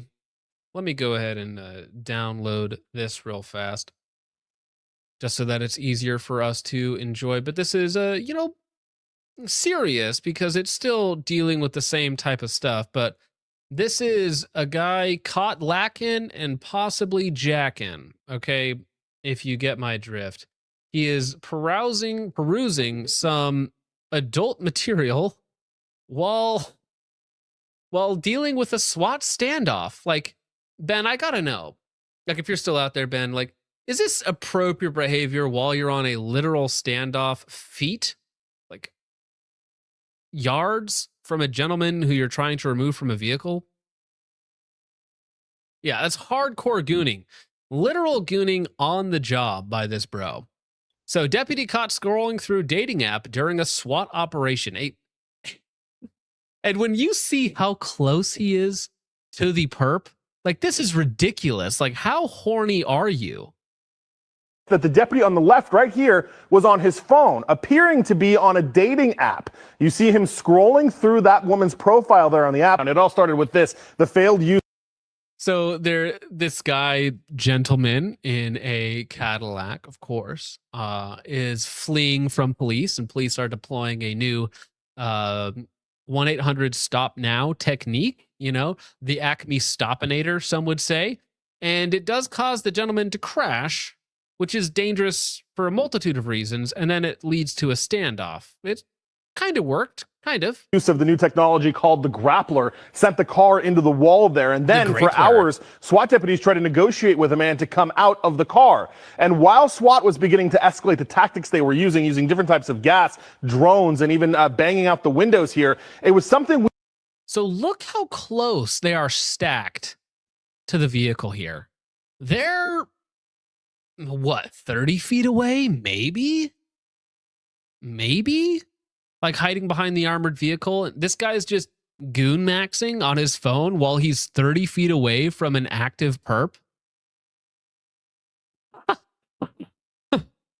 We caught a deputy doing from SkyCow. Take a look at the video here. You'll see as SkyCow was moving around trying to see each of the things that the deputies had, we noticed that the deputy on the left right here was on his phone, appearing to be on a dating app. You see him scrolling through that woman's profile there on the app before swiping left, and then swiping left 2 more times. It's important to note that because look how close he is. This barricade was active. Dude, he's like 10 feet away at that point. He's right next to them, dude.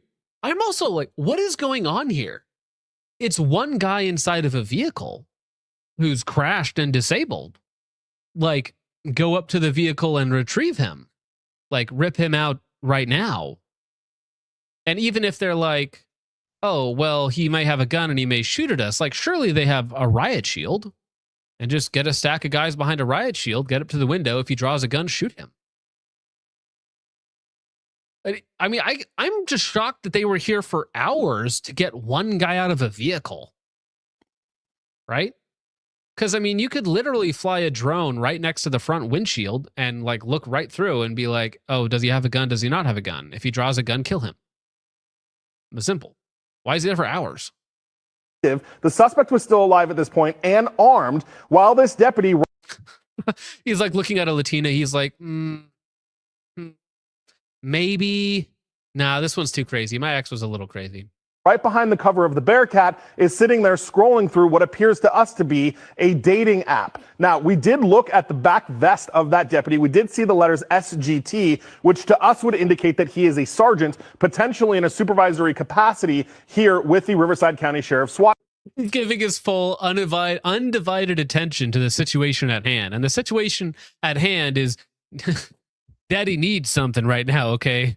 I've been lonely maxing and I'm on call here and I need something to get me through this, okay? I need something to look forward to in my life. Team. Now, once we saw this, we looked back in, we saw him put the phone down, but you'll see one more time here, he appears to be scrolling through a profile there of a woman before swiping left and looking at 2 additional profiles, all the while just feet from this armed barricade suspect. We want to show you the response tonight from the Riverside County Sheriff's Office. They say, quote, "This behavior does not reflect the standards, expectations, or policies of our department. We have..." Yeah, but I mean, come on. Like, you are the sergeant. You got some authority there. Like, imagine if you're sitting there goon maxing on your phone, right? And then the perp fires like 6 rounds at your bros who are actually doing their job, right? That's got to look horrible for you. Like, imagine one of your guys actually gets shot while you're on your, even if you couldn't do anything, right? Logistically, like whether you were on your phone or off your phone, it wouldn't have changed anything materially. Like, but just imagine how bad that looks. Like, you're, simping for Latinas while your boy's bleeding out. It just looks terrible, right? Terrible optics. He's not optics maxing, okay? We've initiated an internal investigation and will take appropriate action based on the findings. The Sheriff's Office remains committed to professionalism and holding our employees accountable. That standoff would ultimately end with sheriff's deputies shooting tear gas into the back of the car. The suspect, as we believe it now, turned the gun on himself. But tonight, it's the tactics of... Oh, so the guy killed himself. Oh, damn. That was dark. Dude, imagine he's sitting there goon maxing, right? He just hears a shot go off. He looks up. And then the guy like, oh, he killed himself. He's like, ah, okay. He goes right back to swiping left. Oh, I mean, he's like, well, that was anticlimactic. Hopefully my night won't be. Of that deputy and what he was doing during that arms. Yeah, that's different, okay? If it's like your girl and you're out there fighting for your girl and you're waiting to go home, that's different. This would be like staring into the brothel while you're supposed to be in battle with your bros, but you're actually just like, staring at the brothel whores, before you march off or whatnot. Like, it's different. It's different. It's not the same, okay? Anyways, well, at least that was a little bit of a lighter way to end the stream. We'll get to your guys' support and then we'll round it out here for the evening. I saw one come through over here on Rumble. Oh, Jarrett for 2 says, is this enough for 30 seconds of BTM? No, you get 2 seconds of BTM. There you go. Thank you, Jared. I appreciate you. Baseball Kid 1990 gifted 1 subscription to Focus Trip over on Rumble. Appreciate that, sir. McLeod for 5 says Brave browser on phones blocks all YouTube and Rumble ads. Oh, good to know. Yes, use the Brave browser. Also, Swalwell stopped being a useful with Fang Fang being out. And he dropped the line. I forgot about Fang Fang. Yellow fever. It affects us all in different ways. Especially with the Japan propaganda on X these days, dude. It's getting rough out there. All right, over on Ko-Fi, Habs to Blue Ribbon for 5 says, my school, Murray State College, has Entishomingo, is hosting a public open house for the gunsmithing program April 28th, 4 to 8 p.m. Christ is King. That is great to hear, Pap Blue Ribbon. Thank you very much. And Christ is indeed King. Appreciate that, sir. Hope it goes well for you. Chud for 2 says hashtag grape, trench grenade, and Mac. Nate Higgers, by the way. Okay, dude, for a second there, I thought, wait, did I say the real one or the fake one? I had to think about that for a second. Black Flag, 1285 for 5 says, you want to see a shill? Go look at how many Tavor videos Mac has from 2012 to 2016. Mac's a retard.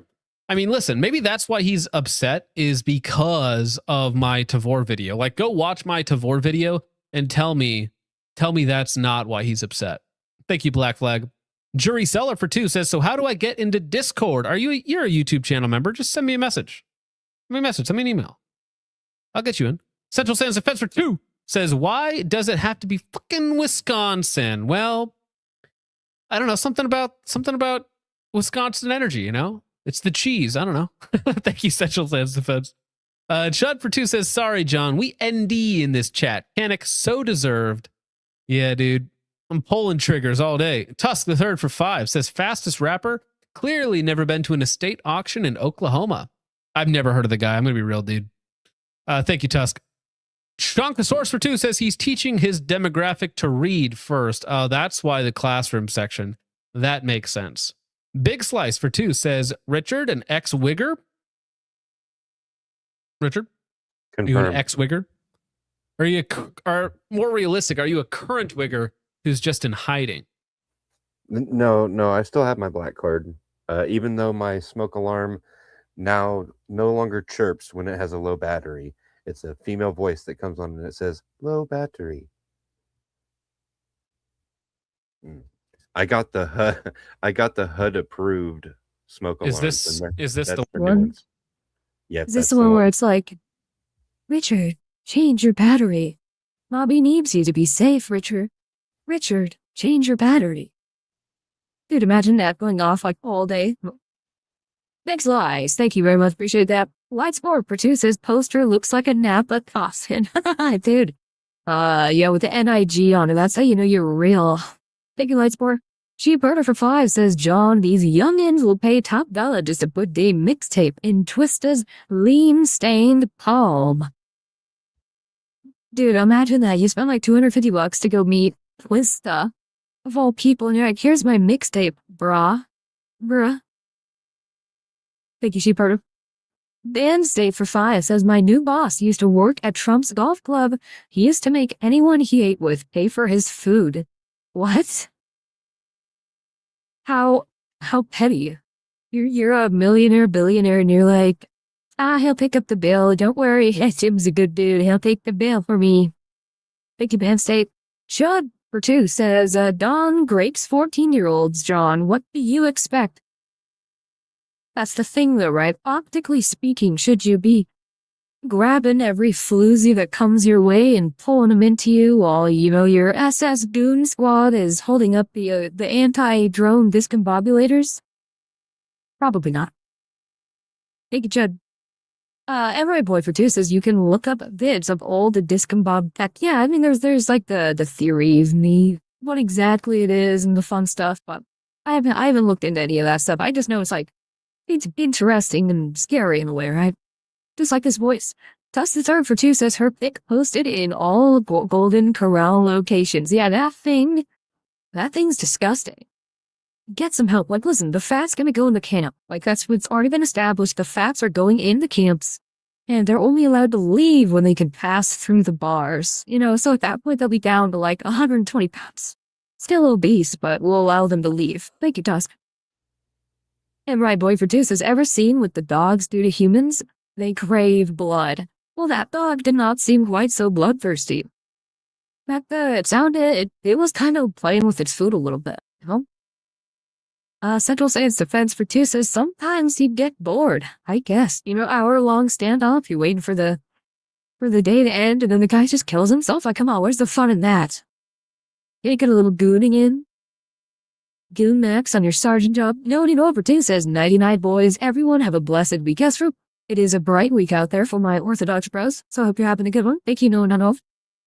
CM Scar for 2 says, John and Richard, what's your dream car and gun? I'll go first. Dream car, which is like unobtainium, unrealistic, very silly. It would be a Lamborghini Mira. Okay, one of the original Lamborghini Miras. Dream gun, I don't really care about guns all that much, so if it's a rifle, it's really lame, but it's a Gaiasley Super Duty Mod 1A.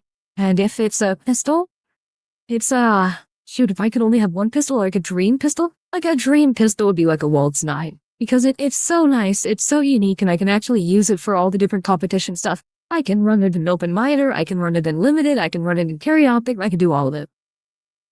What about you, Richard? Dream car is going to be a split window Corvette, just because I think it's silly that they went all the way through the design process and didn't once look in the rearview mirror. The 63, right? Yeah. And as far as the dream gun goes, I think I might have to agree with you. The Waltz 9, it's a gorgeous, gorgeous gun, and I think it's probably something that I would never buy for myself. So I would have to go with that. Okay, for those of you who don't know what the Lamborghini Muro looks like, okay, like this is like perfect 70s aesthetics, okay? It's long, it's got curves, it's got like, still has the Lamborghini shape that they're still kind of built off today a little bit, but it's like, it's got all the things that I personally want, you know? It's classy, it's hot, it's curvy, you know? Maybe I'm making analogies here to other things, but it's a cool car. Alternatively, a 1969 Boss 302 Mustang would be really cool. That was always my dad's dream car, so that's really cool. And what was your car again, Richard? 63 split window Corvette. Yeah, that's right. Okay, yeah, Chad was asking for it in chat, so I just want to make sure. Yeah. And I do have to say, this does look more like a Ford GT. Well, same era, right? I mean, I think Miras were out in the early mid-60s, and then the GT was 67, I want to say, so very, very similar time frame. Yeah. All right. 993? Well, so I think the Miura came first. The GT40 would also, like an original GT40 would also be an insane car to have. Insane car to have, for sure. All right. I forgot, is the voice still on? It is. Okay. That's fine. The boys don't mind. Bushmaster for 2 over on Rumble says, if I was in an hours-long standoff with a suspect who offed himself, I wouldn't be on a dating app. I would be jamming out to Big Toe Money whilst watching a Focus Trip stream. Thank you, Bushmaster.